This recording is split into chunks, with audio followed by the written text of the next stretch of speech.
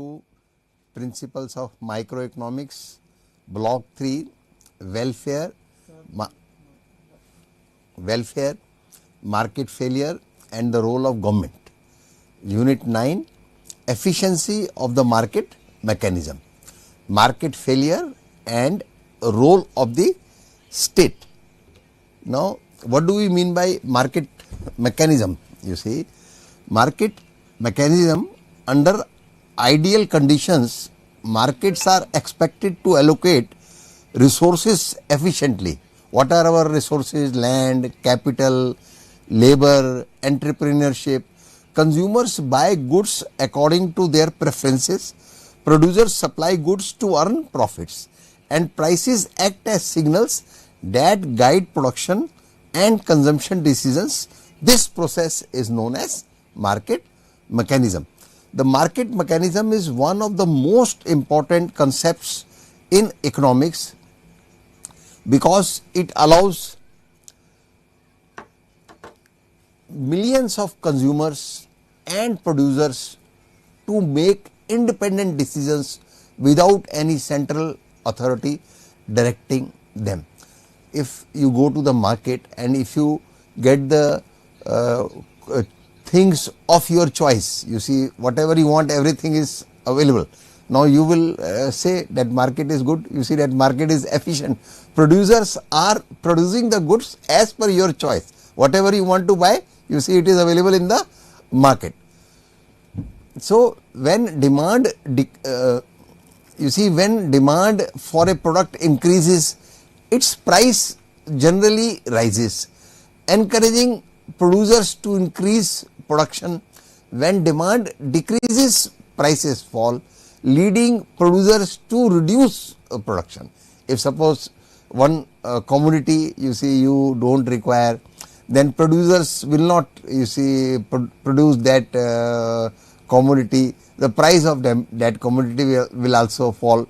In this way, resources such as labor, capital, land and entrepreneurship move towards activities where they are most valued. Now, whatever you are needing, producers will transfer the resources for the production of those things. However, economists have observed that markets do not always function perfectly. In many situations, the market mechanism fails to allocate resources efficiently. Sometimes too much of a product is produced, while at other times too little is produced. Certain goods that are essential for society are not supplied adequately by private firms because they cannot earn sufficient profits from them. If they manufacture those goods in abundance, they will not, it is not going to be profitable to them. That is why they don't manufacture that. There the government will come in picture then. Now some economic activities create harmful effects on people who are not directly involved in production or consumption. These situations are called market failures. Market failure does not mean that markets stop functioning. It is not that they have closed, market failed, not like that, like a bank, bank has failed, they will put the shutter down for few days, they will do some internally, they will keep on working, the services will not be open to the public, very hardly, it happens very hardly. And normally when a bank fails, what the government does, government merges that bank with a bigger bank. Why a bank is failing? Because it is unable to function. Those people who have borrowed the money, they are not returning the money. That is also one of the reason, and depositors want their money back. Now market failure does not mean that market stop functioning completely. Instead, it means that the market outcome is not socially desirable because it fails to maximize the overall welfare of society. In such cases, government intervention becomes necessary to improve economic efficiency and protect public welfare. Now, if suppose you are, you see, in one particular city, you see, if you are there, and in your neighborhood, so many people live there in one colony, and there is one market. If that market is not serving the your purpose, so what is the government also spends? You see, there are roads, there are, you see, government markets are also there. Many times government gives the shops on rent.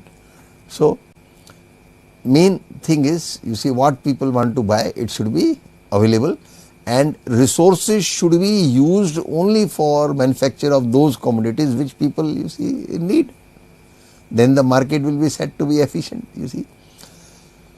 So why markets sometimes fail, the different causes of market failure, and the important role, you see, played by the government in correcting these failures, you see.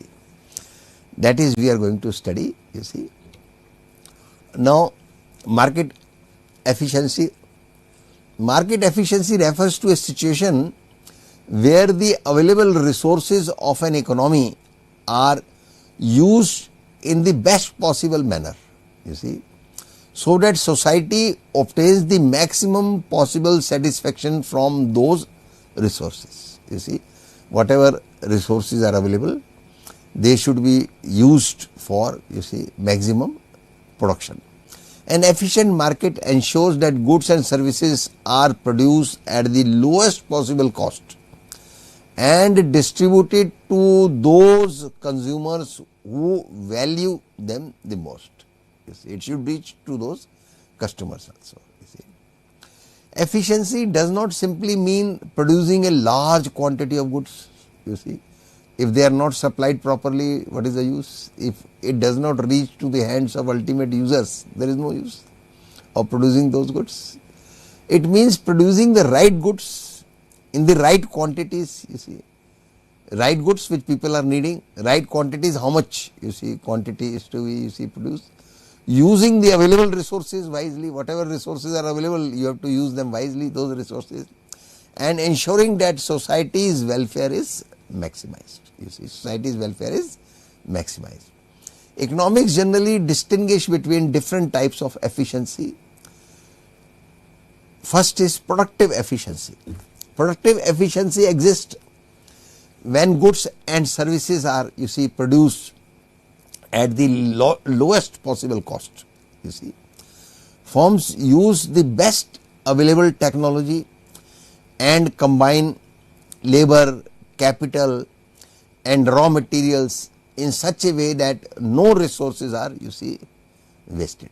You see, suppose two factories manufacture the same type of notebook. Notebook maximum sale is there, you see, when the new session starts, say June, July, you see. At that time, sometimes you will find one or some price rise also, you see. Factory A uses modern machines, you see, that produce 10,000 notebooks using fewer workers and less electricity. Factory B uses, you see, outdated machines and ensures and consumes more electricity while producing the same quantity. Naturally, when the cost price will, if more electricity is used, cost price will come out to be more, then they will, you see, selling price will be more compared to the first factory. Now, factory A is more productively efficient because it uses resources more effectively. Productive efficiency benefits both producers and consumers. Producers reduce their, you see, production cost and increase profits, while consumer also enjoy the lower prices. Goods are available at lower prices.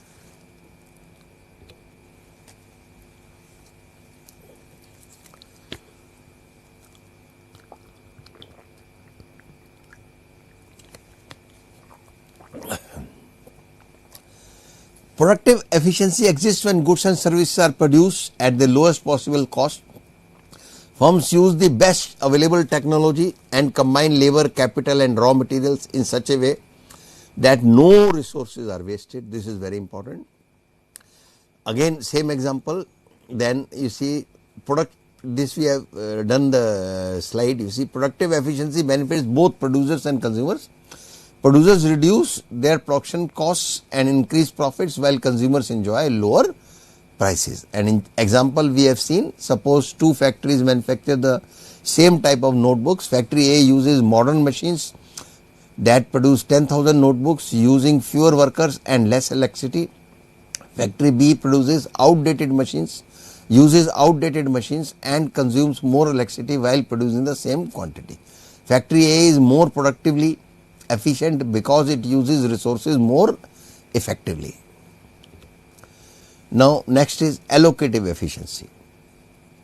Allocative efficiency exists when the goods and services produced by the economy match the wants and preferences of, you see, customers. Resources are allocated towards producing those goods that people value the most, people need the most.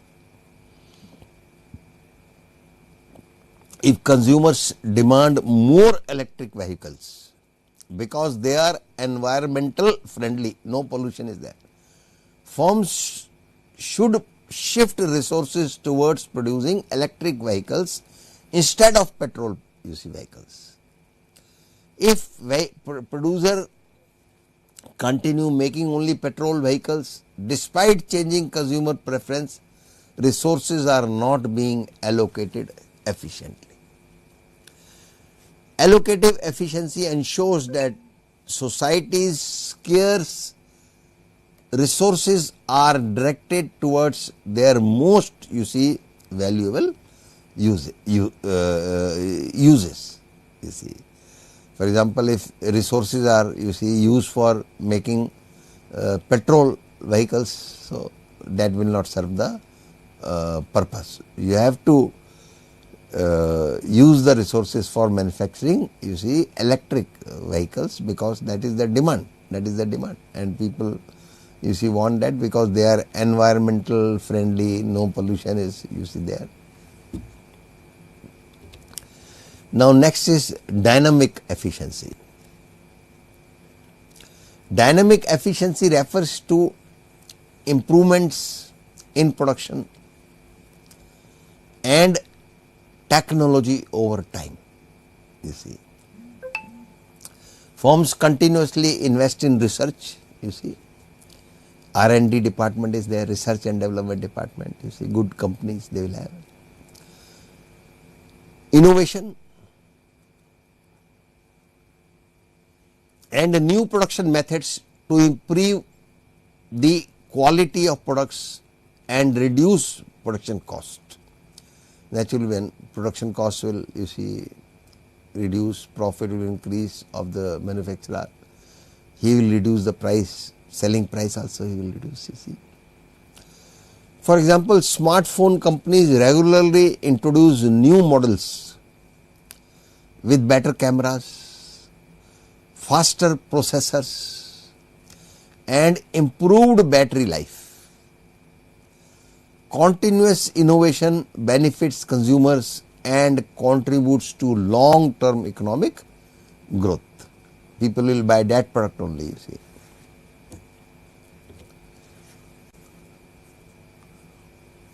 Now, what are the conditions necessary for market efficiency?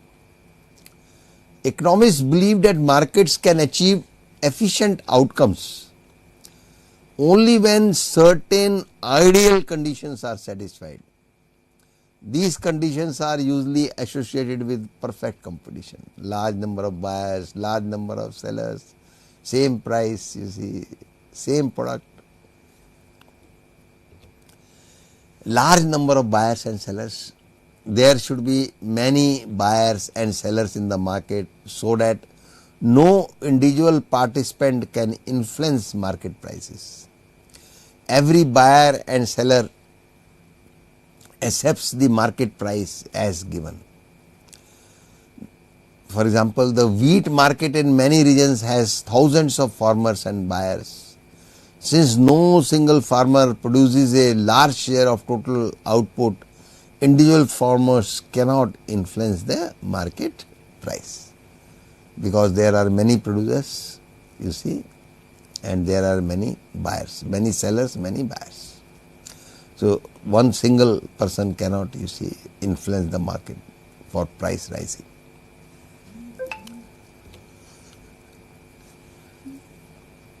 Perfect information. Consumers and producers should have complete information regarding prices, product quality, production techniques and market conditions. For example, before purchasing a laptop, consumers should know its price, specifications, warranty and competing alternatives. You see, suppose you want to buy of one company, then you see other company also, you see how its product is. Similarly, producers should know consumer preferences and production costs. When everyone has, you see, complete information, economic decisions become, you see, more efficient.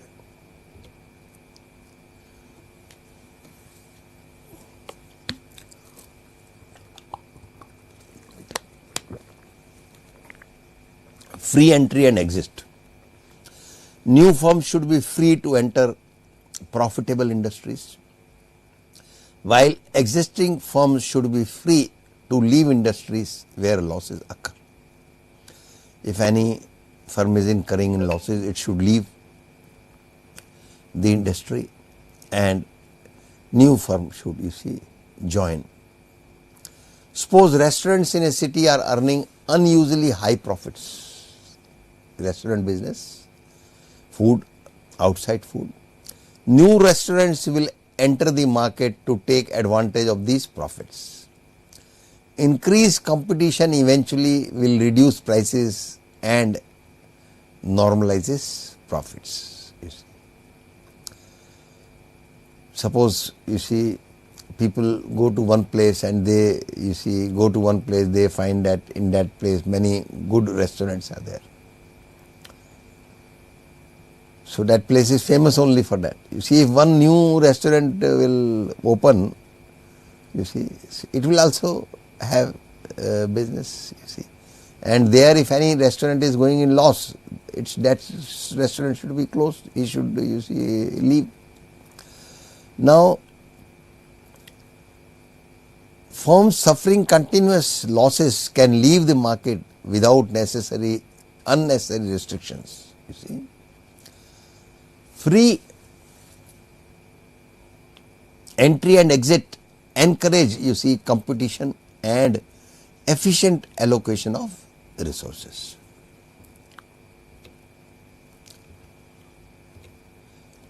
Perfect mobility of resources. Labor and capital should be able to move freely from one industry to another according to changing market conditions. For example, if the software industry offers better salaries than traditional manufacturing, workers should be able to acquire the necessary skills and shift to software jobs. Likewise, investors should be able to move their funds from declining industries to growing industries. You see, investment also should be, you see, done in the growing industries because it is going to fetch more dividend to the investor, investor will get more, you see, returns on his investment. Such mobility allows resources to move where they are most, you see, productive.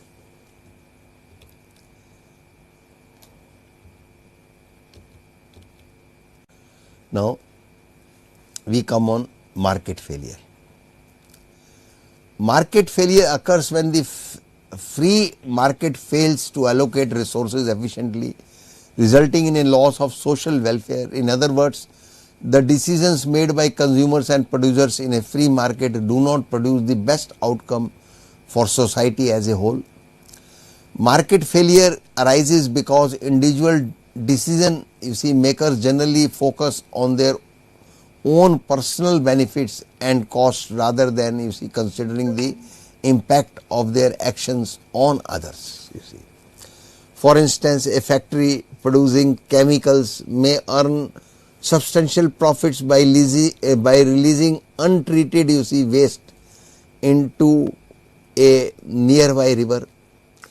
The factory saves the cost of installing pollution control equipment, but the pollution harms farmers, fishermen and local residents.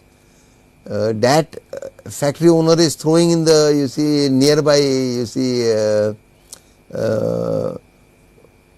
river, but that is harming others. So the factory saves the cost of installing pollution control equipment, but the pollution harms farmers, nearby farmers, fishermen and local residents.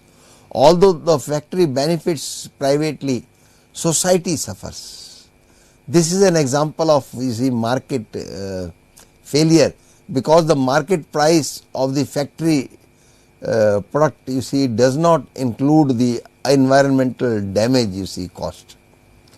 Similarly, private firms may not provide services such as street lighting, national defense or public parks, because they cannot easily charge users. Even though these services are highly beneficial to society, the market may fail to supply them adequately. Thus, market failure occurs whenever the market produces either too much or too little of a good or service compared to what society desires.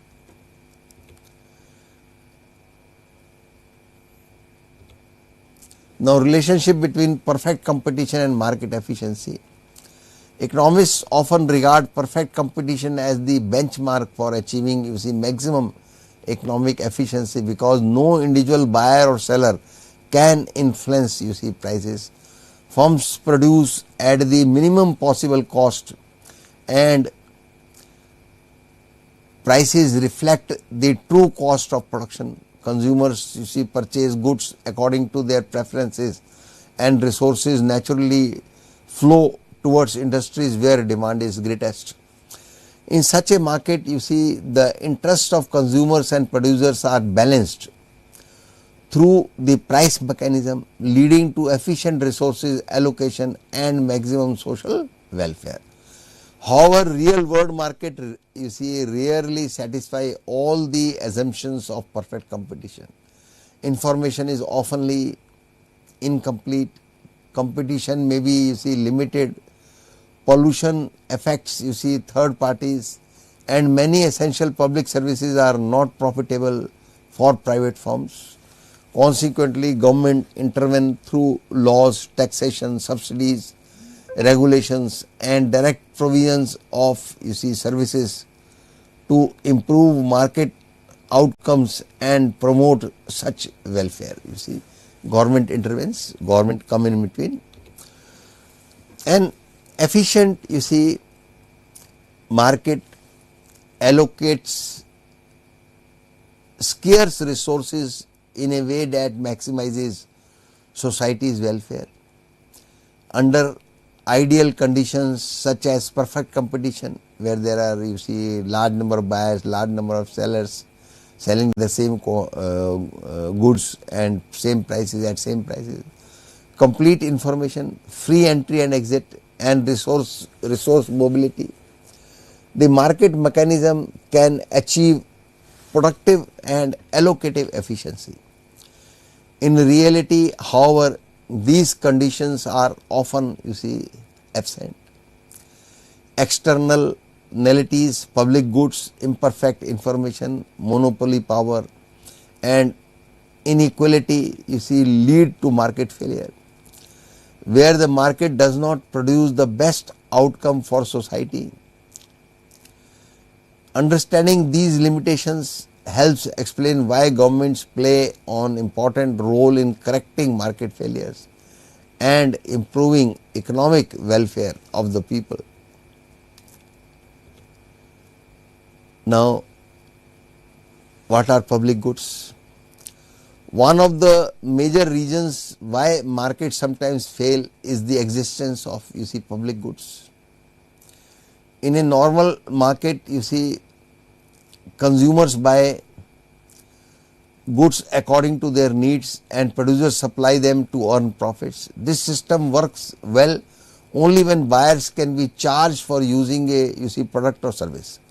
However, there are certain goods that cannot be supplied efficiently through private markets because it is almost impossible to charge every individual who benefits from them. These goods are known as public goods given by the government.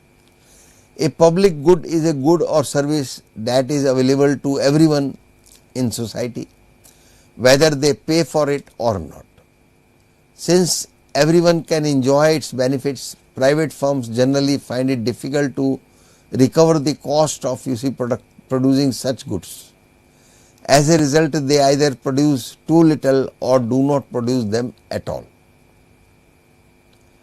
The government therefore plays a very important role in providing public goods through tax revenue collected from citizens. So, government provides public goods, and from where are the funds? The funds government receive through tax revenue collected. Whatever taxes they are collecting, from that money government is providing public goods to the public. Now, characteristics of public goods. Public goods have two very important characteristics. First is non-rivalry in consumption. A public good is non-rival because one person's use of the good does not reduce its availability for others. For example, if one person watches the light from a lighthouse, it does not reduce the amount of light available to another ship. Similarly, when a citizen enjoys national defense, it does not reduce the protection available to other citizens. Unlike a pizza or a cup of tea where one person's consumption leaves less for others, public goods can be consumed by many people simultaneously without reducing anyone else's benefit. There will not be any shortage for those goods. Everybody will be using those goods, and those goods are supplied by the public, by the government, and they are for the public. That is why they are public goods. Now, non-excludability. Public goods are also non-excludable, which means that once the goods provided, it is almost impossible to prevent people from using it. People are bound to use them, even if they have not paid for it. Even if they have not paid, still they will use it. Now, for example is, once a city installs street lights, everyone walking on the road benefits from the lighting. It is impossible to allow only taxpayers to use the light while preventing others. You can't do that. Everybody will be using that street light. Similarly, national defense protects every citizen living within the country, regardless of whether each individual contributed directly toward its cost, whether the citizen has contributed or not towards the cost, but benefit they will get. Everybody will get benefit. Because people cannot easily be excluded, many individuals prefer not to pay and still enjoy the benefits. This creates the free rider problem.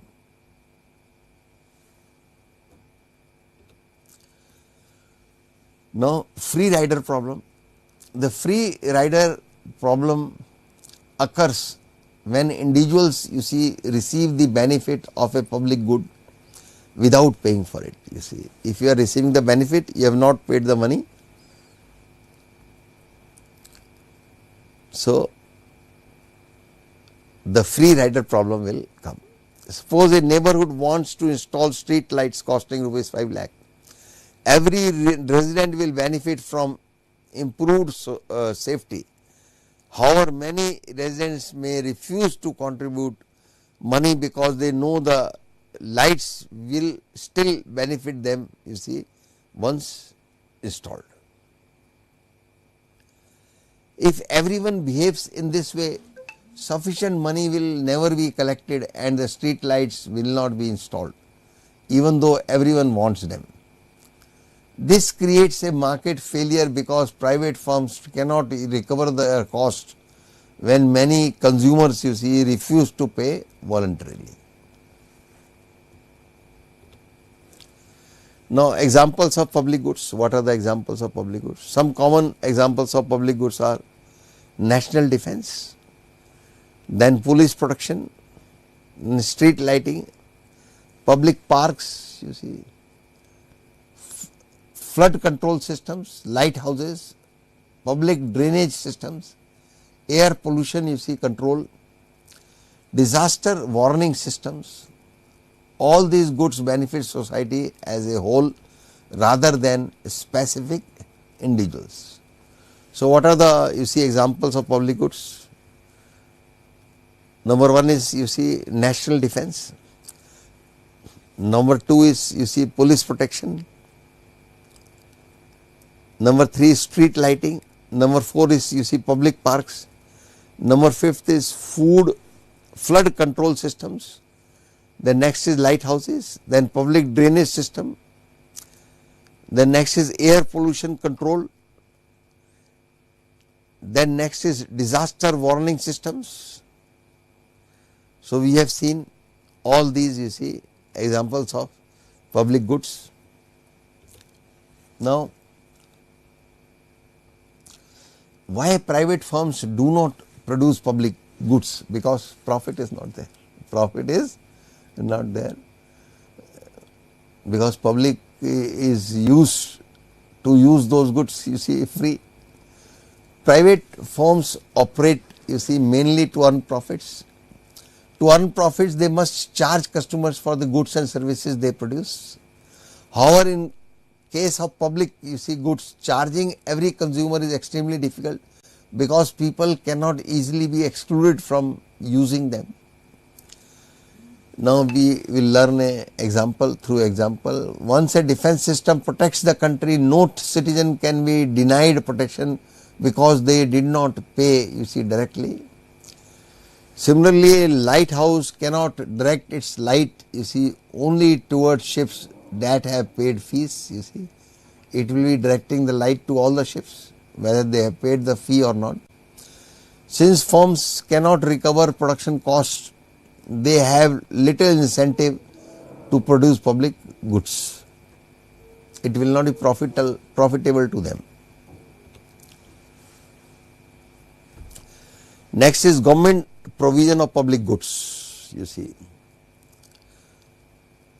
Since private markets, you see, fail to supply, you see, public goods efficiently, the government takes the responsibility for providing them. The government collects taxes from individuals and businesses and use these funds to finance public goods. Every citizen contributes indirectly through taxes, ensuring that essential services are available for everyone. Government provision improves, you see, social welfare because all members of society receive benefits regardless of their income. Income is less or more, everybody will get the benefit. Now, government provision of public goods, again we will, you see, revise this. Since private markets fail to supply public goods efficiently, the government takes responsibility for providing them. The government collects, you see, taxes from individuals and businesses and uses these funds to finance public goods. For every citizen, you see, contributes indirectly through taxes, ensuring that essential services are available for everyone. Government provision improves social welfare because all members of society receive benefits regardless of their income.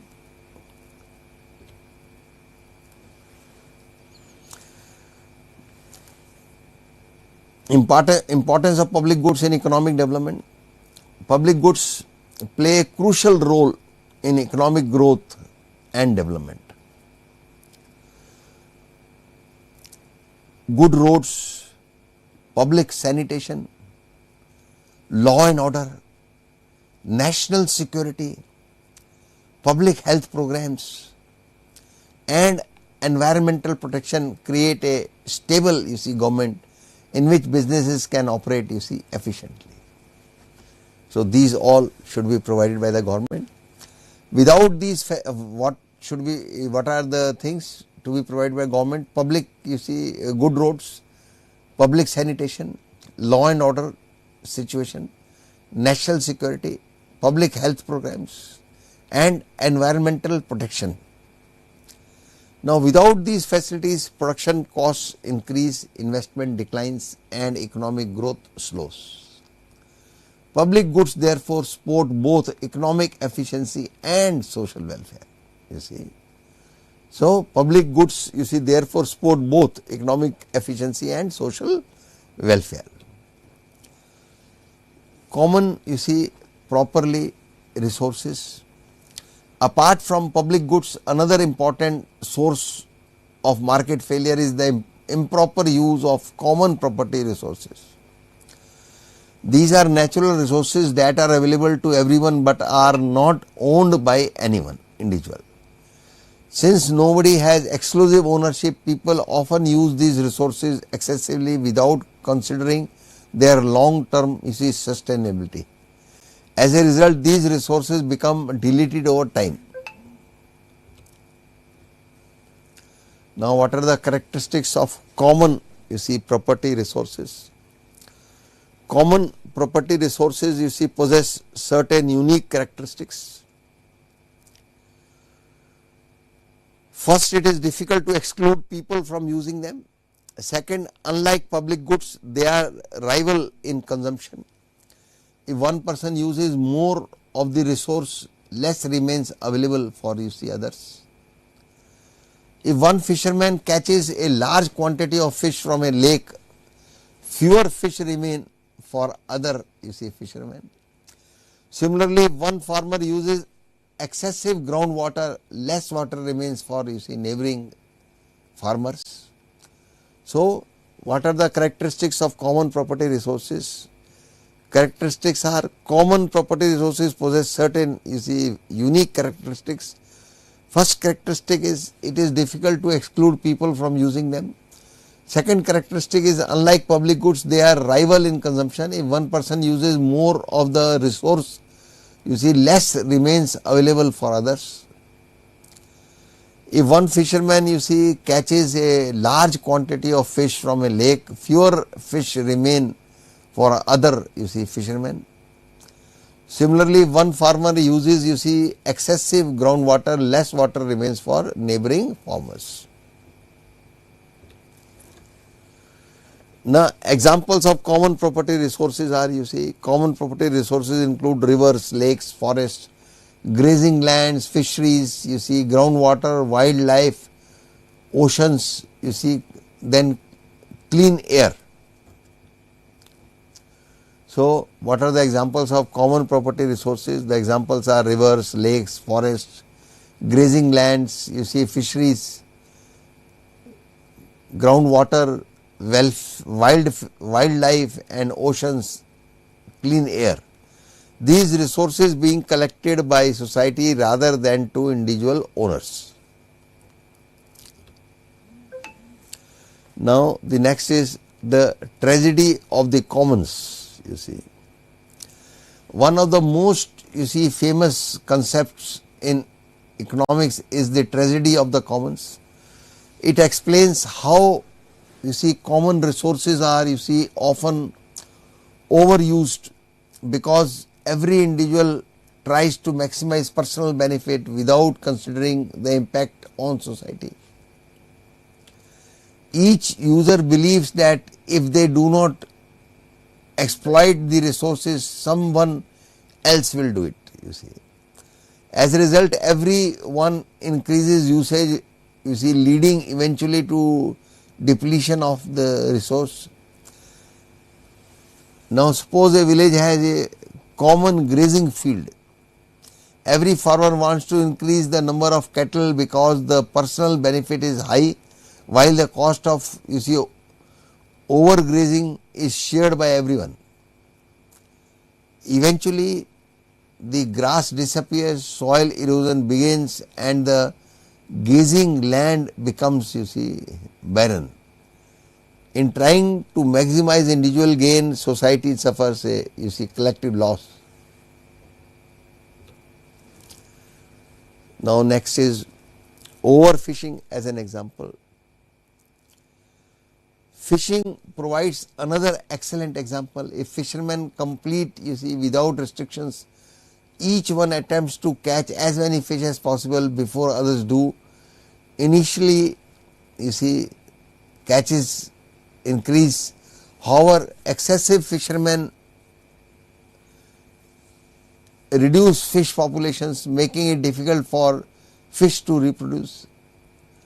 Eventually, fish stocks declined sharply, harming both fishermen and the consumers.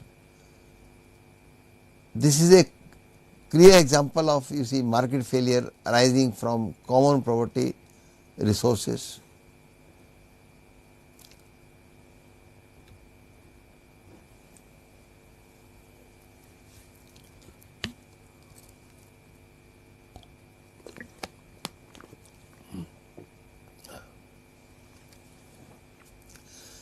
Now, government measures to protect common resources, what government is doing, what measures government is taking. Governments adopt several policies to conserve, you see, common property resources. These are including setting fishing quotas, declaring protected forests, regulating groundwater extraction, imposing pollution control laws, creating wildlife, you see, sanctuaries, charging user fees where, you see, appropriate, promoting community participations in resource management. These measures help ensure that natural resources remain available for future, you see, generations. Now, sustainable use of common, you see, resources. The concept of sustainable development emphasizes meeting present needs without reducing the ability of future generations to meet their own needs. Efficient management of forest, you see, water resources, fisheries, and clean air is essential for sustainable economic growth. Governments, local communities, businesses, and citizens all share responsibility for protecting these, you see, valuable resources. When resources are managed wisely, both economic development and environmental conservation can be, you see, achieved simultaneously.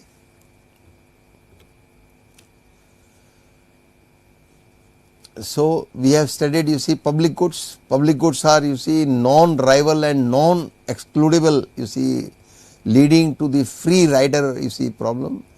Since private markets cannot provide them efficiently, government finance and supply them, you see, through taxation. Common property resources, one shared natural resources that are rival in consumption and prone to overuse. Without regulation, they may be depleted through the tragedy of the commons, making government intervention and sustainable managing, you see, essential. Now, externalities and market failure. One of the most important reasons why markets fail in the existence of externalities. An externality exists when the action of one person, household, or firm affect the well-being of another person without any payment or compensation. In such situation, the market price does not reflect the true social cost or social benefit of producing or consuming a good or service. In a perfectly competitive market, buyers and sellers consider only their own private costs and private benefits while making decisions. However, when externalities exist, you see, their decision also affect third parties who are not directly involved in the transaction. Since these effects are ignored by the market, resources are either overproduced or underproduced, leading to a inefficiency. Now we will understand it through example. Suppose a factory producer produces paper. While manufacturing paper, it releases smoke into the air. The factory pays for raw materials, labor, electricity and machinery, but it does not pay for the pollution suffered by nearby residents. The health problem in the marketplace, price of paper, the health problem faced by the people are an additional cost to society, but the cost is not included in the market price of paper. Therefore, papers produced in large quantities than what is socially desirable. They are increasing the production so that profit will remain same. Similarly, if a person plants trees in front of his house, the neighbors also enjoy cleaner air, better scenery and lower temperatures without paying for these benefits. These additional benefits are ignored by the market and hence fewer trees may be plotted than what is socially desirable. Thus, externalities create a gap between private decisions and social welfare, resulting in market failure. Now, types of externalities. Externalities are broadly classified into two categories. Positive externalities. A positive externality occurs when an economic activity provides benefits to people who are not directly involved in the activity. In this case, society receives greater benefits from those enjoyed by the individuals making the decision. The next is examples are education, vaccination, scientific search, then planting trees, public parks, bookkeeping near orchards. When a student obtains higher education, he benefits through better employment opportunities and higher income. However, society also benefits because educated persons are more productive, law abiding, innovative and responsible citizens. Since these additional social benefits are ignored by individuals, fewer people invest in education than what is ideal for society.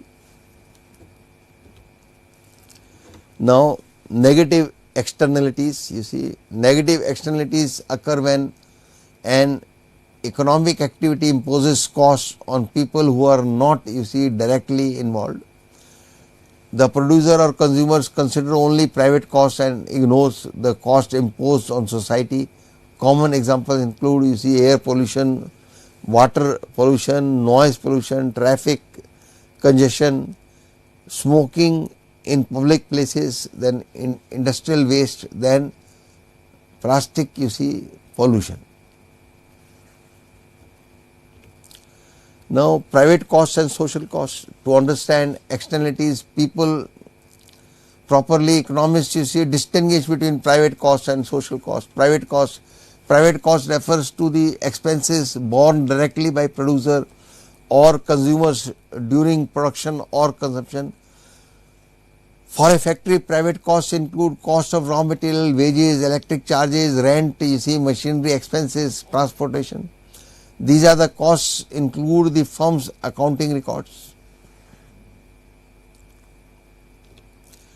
Now, external cost. External cost is the cost imposed on third parties who are not directly involved in the transaction.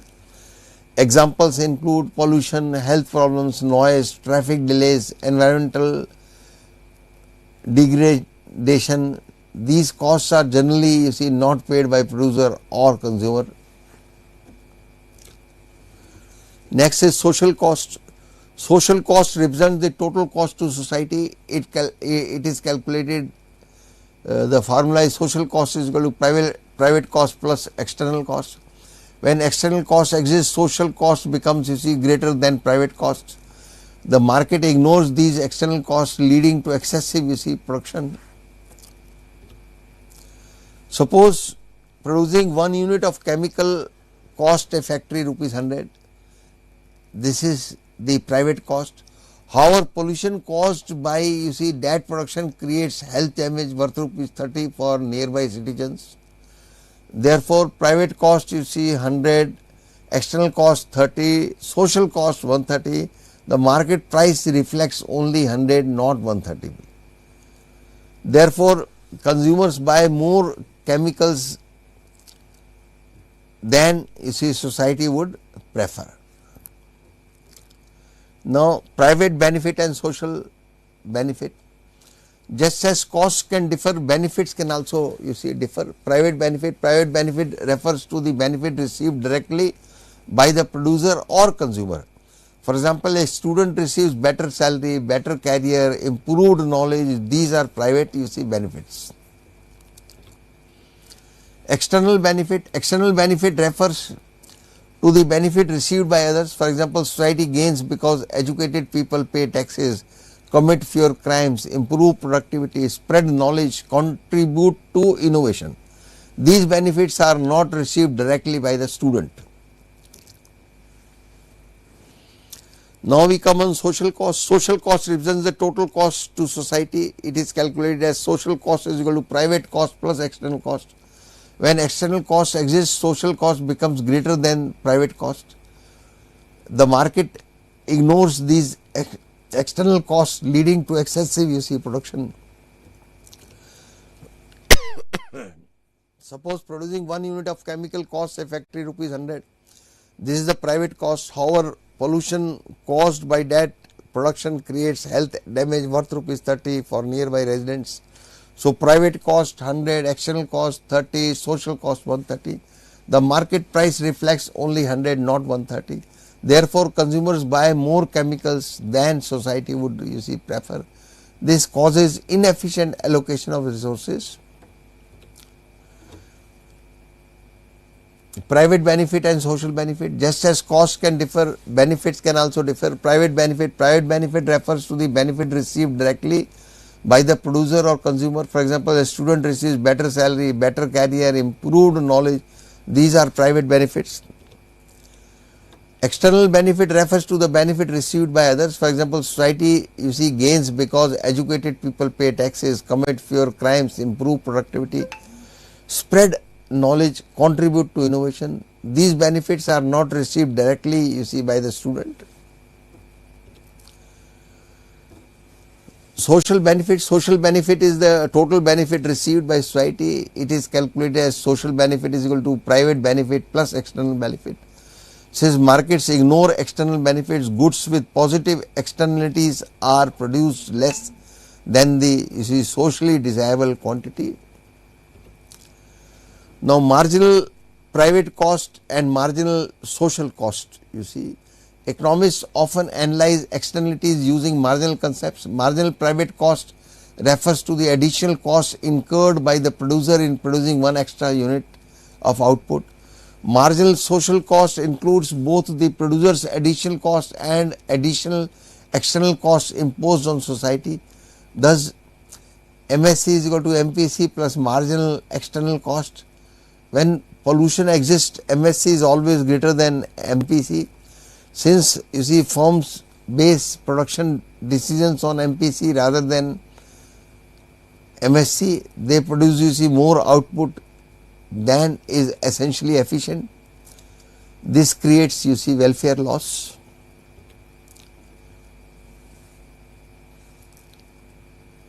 Now, marginal private benefit and marginal social benefit. Marginal private benefit refers to the additional benefit received by the consumers from consuming 1 more unit.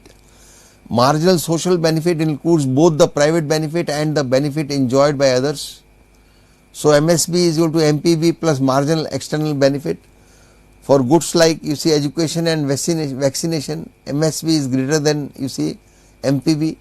Consumers make decisions based only on MPP. As a result, consumption remains below the society desirable level. Now, international externalities and role of the government. The market system is generally capable of allocating resources efficiently through the interaction of demand and supply. However, when externalities exist, the market fails to produce socially desirable outcomes. In such situations, the government intervenes to internalize externalities, meaning that it attempts to ensure that private decision makers take into account the social costs and benefits of their actions. Various policy measures such as taxes, subsidies, regulations, property rights and public provisions are used for this purpose. Now, internalizing externalities, internalizing an externally means converting an external cost or benefit into a cost or benefit that is directly faced by the producer or consumer responsible for it. Once this happens, market participants are encouraged to make decisions that are beneficial not only for themselves but also for society. If a factory pollutes a river without paying for the damage caused, the pollution cost remains external to the factory. If the government imposes pollution tax, the factory now has to pay for the environment damage. Pollution becomes part of the factory production cost, encouraging it to reduce emissions. Similarly, when people receive vaccinations, they protect not only themselves but also others. Since individual may ignore these wider social benefits, the government often subsidizes vaccines so that more people choose to get vaccinated. Thus, internalization helps align private incentives with social welfare.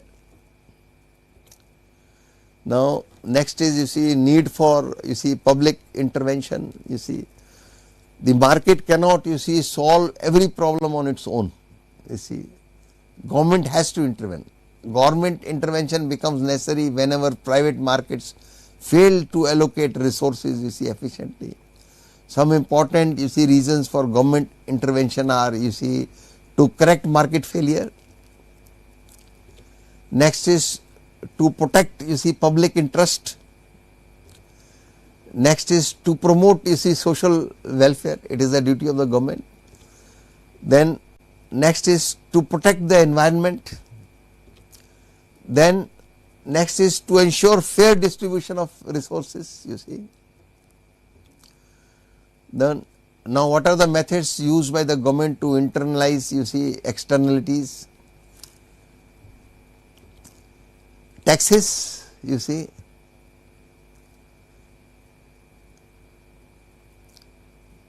pollution tax, example is pollution tax, carbon tax, plastic bag tax, tobacco tax, alcohol tax,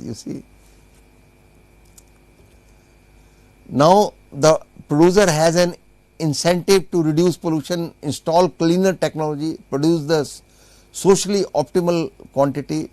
Thus the taxes reduces overproduction. Now there are at the same time there are advantages also advantages of taxes. Then there are limitation of taxes also. Then government gives subsidies also. Then subsidies are for education, for vaccination, in agriculture also government gives subsidies. Then there are many advantages of subsidies. At the same time there are limitations also of the subsidies. So students, we are closing this session. Thank you very much.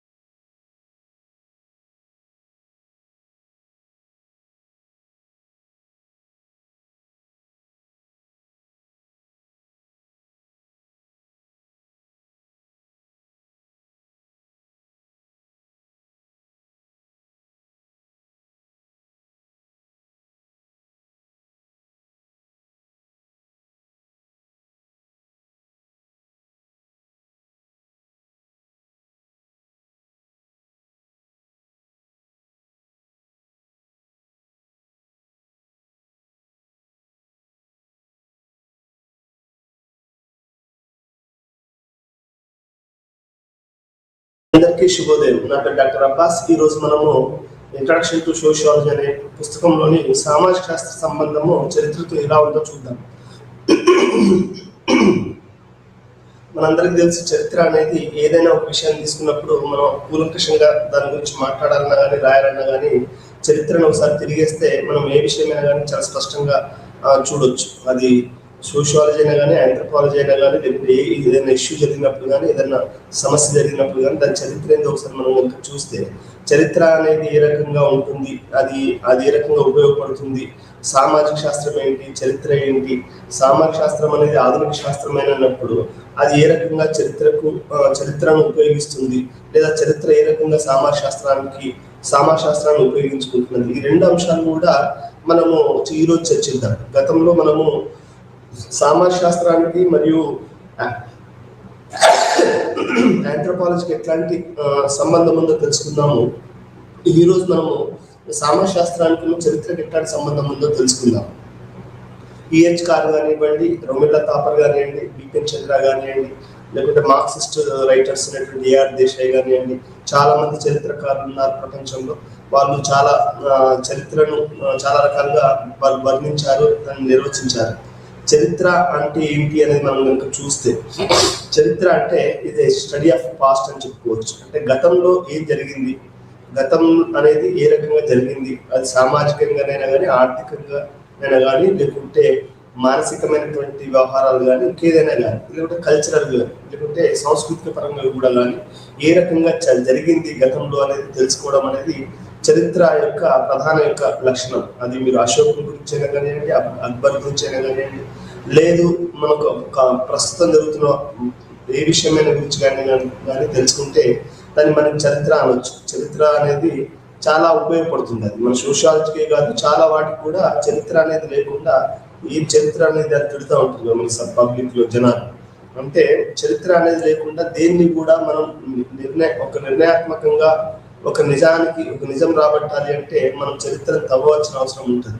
మీరు చాలా criminal కేసులలో పోలీసులు కానీ లేకుంటే లాయర్లు కానీ కొంతమంది మీరు కనుక చూస్తే మీరు ఆ సినిమాలో ఏం చూపిస్తారు అంటే ఒక సిరీస్ ఆఫ్ ఇన్సిడెంట్స్ జరిగితే ఒక రకమైనటువంటి ఇన్సిడెంట్ జరిగినప్పుడు అవి గతంలో ఏం జరిగి ఉంటుంది, అట్లాంటి హత్యలు ఏ రకంగా, ఉదాహరణకి ఒక ప్యాటర్న్ లో హత్యలు జరిగితే అవి ఇంతకుముందు ఏ రకంగా జరిగాయి అనేది మనకు చాలా మలయాళం సినిమాలో కానీ తెలుగు సినిమాలలో కానీ మనకు చూస్తే అర్థమవుతుంది.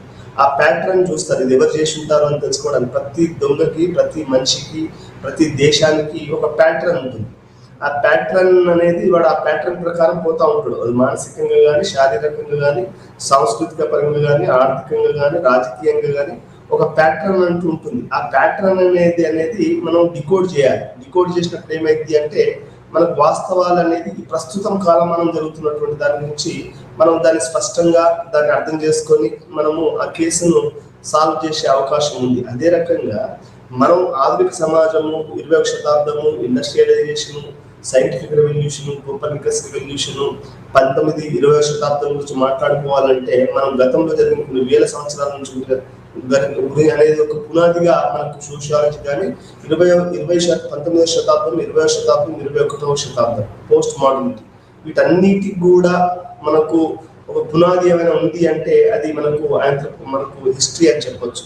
ఈ చరిత్రను ఎట్లా ఉపయోగించుకోవాలి, యాక్చువల్గా మనం చరిత్రను చదవకపోతే ఏమైందంటే చరిత్రహీనులు కూడా అవుతాం. చరిత్రను మర్చిపోదు. అంటే చరిత్ర చదివినవాడు చరిత్ర సృష్టించలేడు అనేది ఒక కామెడీకి చెప్పొచ్చు, కానీ వాస్తవ జీవితాన్ని అర్థం చేసుకోవాలంటే మనం చరిత్రను చదవవలసిన అవసరం ఉంది అనేది మనం అర్థం చేసుకోవాలి. గాంధీ గారు లియో టాల్స్టాయ్ చదివాడు, బుద్ధుని గురించి చదివాడు, లేకుంటే సత్య హరిశ్చంద్ర గురించి చదువుకున్నాడు. ఏ రకంగా ఒక రాజు తన రాజ్యాన్ని కోల్పోయాడు ఈ యొక్క విపరీతమైనటువంటి దానాలు చేయడం అనేది దానివల్ల అనేది మనకు చాలా స్పష్టంగా అర్థమవుతుంది. అంటే ఏదైనా కానీ ఒక విషయాన్ని అర్థం చేసుకోవాలి అంటే చరిత్ర అనేది సోషియాలజీకే కాదు, మానవ సమాజంలో ఉన్న ప్రతి విషయానికి కూడా చరిత్ర అనేది చాలా చాలా ఉపయోగం అనేది మనం ఇక్కడ అర్థం చేసుకోవాల్సిన విషయం.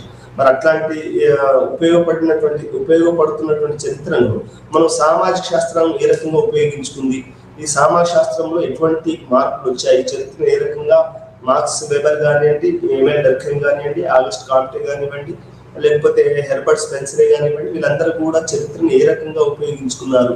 మనకు డైలెక్టికల్ మెటీరియలిజం, హిస్టారికల్ మెటీరియలిజం అనే పదాలు మీరు వినే ఉంటారు. ఈ పదాలు ఏ రకంగా వచ్చాయి, చరిత్రను ఆధారంగా చేసుకుని ఏ రకంగా Karl Marx mode of production అంటే ఉత్పత్తి విధానం అనే దాన్ని బట్టి చరిత్రను ఏ రకంగా మార్చాడు, చరిత్రను చూసే విధానం ఏ రకంగా మారింది అనేది కూడా మనం చూడొచ్చు. చాలా మంది చరిత్రను మనకు రకరకాల దృక్కోణాలు ఉన్నాయి. చరిత్రను చూసే దృక్కోణాలు, అది స్త్రీవాద దృక్పథం కానివ్వండి, మైనారిటీ దృక్పథం కానివ్వండి, లేకుంటే దళిత దృక్పథమే కానివ్వండి, లేకుంటే ఉన్నత కులాలు మార్క్సిస్ట్ దృక్పథమే కావచ్చు, ఫంక్షనిస్ట్ దృక్పథమే కావచ్చు, లేకపోతే స్త్రీవాద దృక్పథమే కావచ్చు. ఇట్లా మనకు history is nothing but history అని ఒక ఫెమినిస్ట్ చెప్తే, అంటే హిస్టరీని అనేది ఏ యాంగిల్లో చూసినా కానీ అది రకరకాలైనటువంటి డైమెన్షన్స్ లో ఉంటుంది. అది సామాజికంగా ఏ రకంగా ఉంది, సోషల్ లైఫ్ అనేది, సమాజము అనేది ఏ రకంగా ఉంది, అప్పుడు అక్కడ ఉన్నటువంటి సోషల్ స్ట్రక్చర్ ఎట్లా ఉంది అనేది, అది రోల్స్ అయినా కానివ్వండి, సోషల్ స్ట్రక్చర్ అయినా కానీ. ఉదాహరణకి ఫ్యామిలీ ఉంది. ఫ్యామిలీ అనేది గతంలో ఎట్లా ఉంది, ఇప్పుడు ఎట్లా ఉంది, గతంలో ఎట్లా ఉంది, పూర్వకాలంలో ఎట్లా ఉంది, మధ్యయుగాల్లో ఎట్లా ఉంది, ఇప్పుడు ఎట్లా ఉంది అనేది ఒక ఫ్యామిలీ హిస్టరీని కనుక మనం చూస్తే చారిత్రాత్మకంగా, అది మన ఫ్యామిలీలో కిన్షిప్, ఫ్యామిలీ ఇవన్నీ కూడా మనకు ఏంటంటే సోషియాలజీ, ఆంథ్రోపాలజీ ఏంటంటే చాలా ప్రముఖంగా ప్రతిరోజు మనం ఫ్యామిలీ గురించి, కిన్షిప్ గురించి, బంధుత్వాల గురించి, లేకుంటే కుటుంబాల గురించి, లేకుంటే రోల్స్ గురించి, వీటన్ని కల్చర్ గురించి మాట్లాడుతుంటూ ఉంటాం కదా. ఫ్యామిలీ గురించి ఒక్క గురించి తెలుసుకోవాలి అంటే ఫ్యామిలీ గత చరిత్ర ఏంటి అని తెలుసుకోవాలి. ఇప్పుడు నాకు ఫ్యామిలీ లేదు, ఉదాహరణకి ఫ్యామిలీ అంటే భార్య, పిల్లలు, వీళ్ళంతా కూడా, అమ్మ నాన్న కూడా, వీళ్ళందరూ కూడా.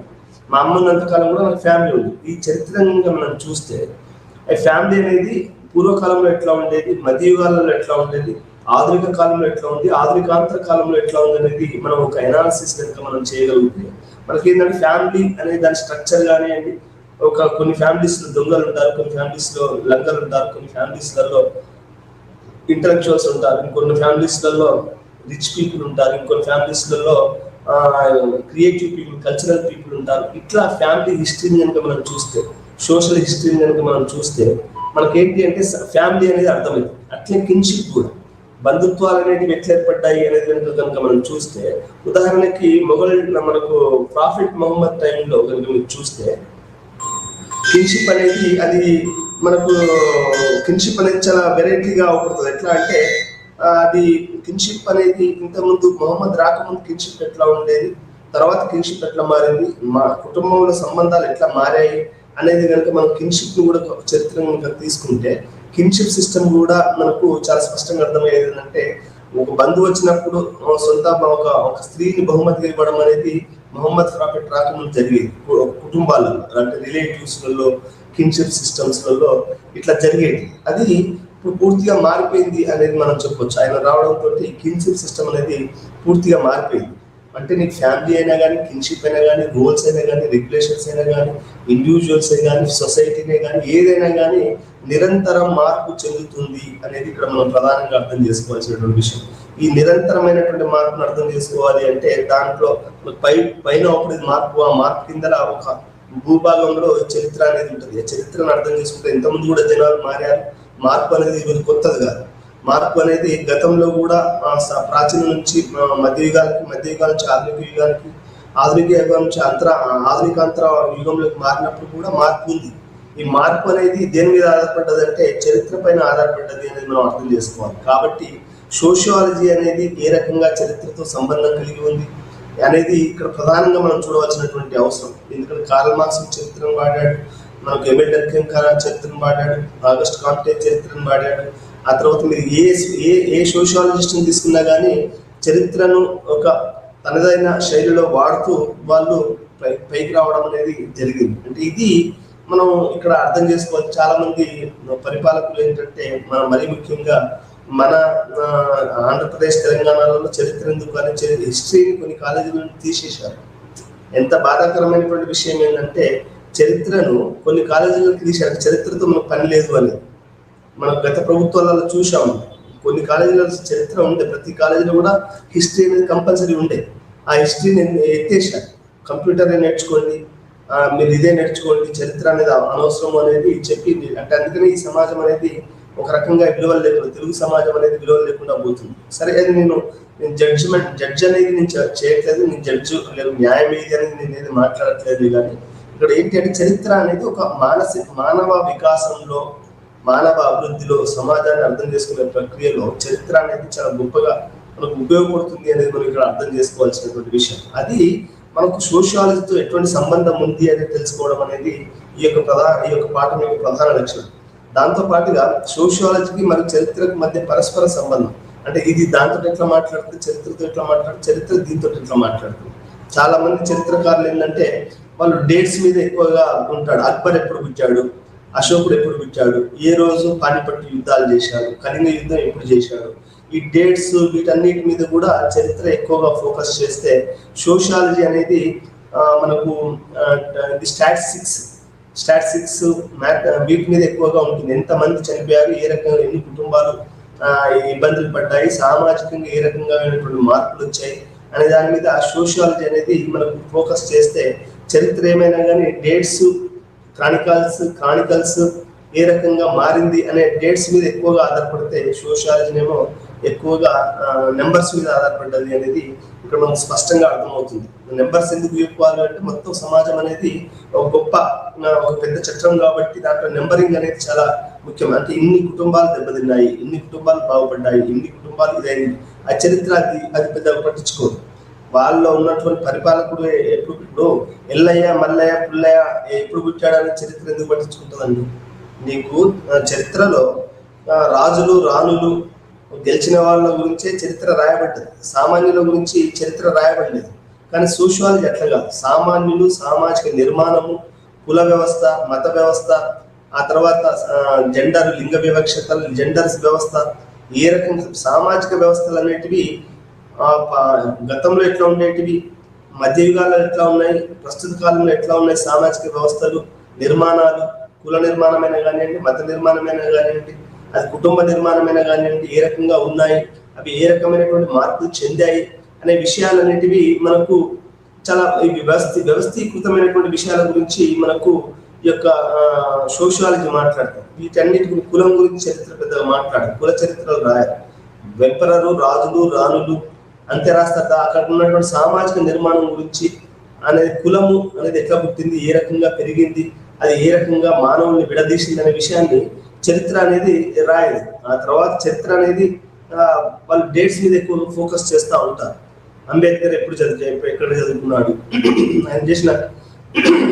ఆయన దేని మీద పోరాటం చేశాడు అనేది చరిత్రకు అనవసరం. ఎక్కడ పుట్టాడు, ఏం చేశాడు, ఏం చదువుకున్నాడు, ఎట్లాంటి మార్పు వచ్చింది అనేది వాళ్ళు ఎక్కువ చూస్తే, ఏ విషయం మీద ఎండోగమి లాంటి విషయాల మీద, కులాంతర మతాంతర వ్యూహాల మీద ఆయన చేసినటువంటి కామెంట్ని చరిత్రగా పెద్దగా పరిగణలోకి తీసుకోదు. పుట్టడం, పెరగడం, ఉద్యమాలు చేయడం, వీటి గురించి వాటిలో ఉన్న భావాలకి, సామాజిక నిర్మాణం అనేది ఏ రకంగా మారింది, ఏ రకంగా మార్పు చెందుతుంది, ఒక గ్లోబలైజేషన్, మోడర్నైజేషన్ ఇదంతా ఎట్లా జరిగింది అనేది, బట్ ఆ ప్రాసెస్ని ఏదైతే సామాజిక వ్యవస్థలో, కుటుంబంలో, బంధుత్వాలలో, మన యొక్క విధులలో వచ్చినటువంటి మార్పుల్ని చరిత్ర పరిగణలోకి తీసుకోదు.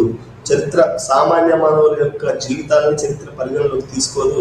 కానీ మనకు సోషియాలజీ అనేది సామాన్య మానవుల యొక్క చరిత్రను పరిగణలోకి తీసుకొని అది అంటే దీని యొక్క డొమైన్ వేరు, దాని డొమైన్ వేరు.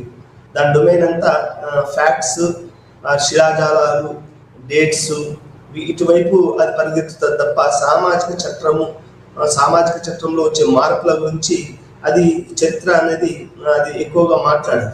ఇది ఈ రెండింటికి ఉన్నటువంటి ప్రధానమైనటువంటి డిఫరెన్స్ అని మనం అర్థం చేసుకోవాలి. దీంతో పాటుగా సోషియాలజీ మరియు చరిత్ర మధ్య వ్యత్యాసం ఏంటి అంటే, సంబంధం ఏంటి ఒకటి తెలుసుకుందాము, వ్యత్యాసం ఎటువంటి వ్యత్యాసం ఉందో తెలుసుకుంటాము.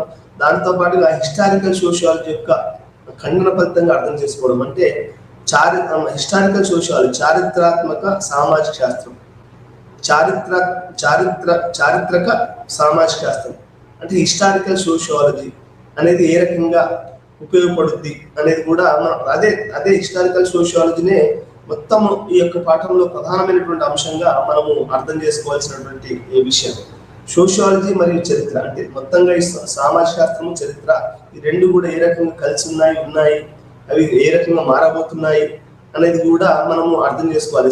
పోస్ట్ మోడర్నిటీలో ఎట్లా ఉంటుందంటే, ఫీలింగ్స్ ఏంది, మోడర్నిటీ పోయి, ఆధునికత పోయి, రేషనాలిటీ పోయి, ఇవన్నీ పోయి ఒక కొత్త యుగం అనేది ఈరోజు మనకు అంటే నీ యొక్క స్వీయ అనుభవమే ప్రధానమైంది అని తెలుసుకోవాల్సినటువంటి పోస్ట్ మోడర్నిటీ అనేది కూడా వచ్చింది. ఈ పోస్ట్ మోడర్నిటీ ఎట్లా వచ్చింది, ఇది కూడా ఒక చరిత్రాత్మకంగా మనం రాయవలసినటువంటి అవసరం ఉంది.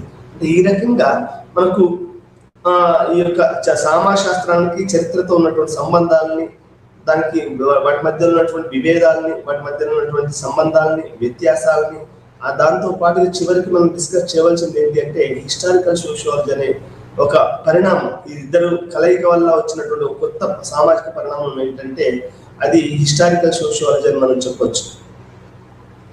ఈ యూనిట్ లో సమాజ శాస్త్రానికి గల సంబంధాన్ని వివరిస్తుంది. రెండు విభాగాలుగా చాలా పరస్పర సంబంధం కలిగి ఉంటాయి.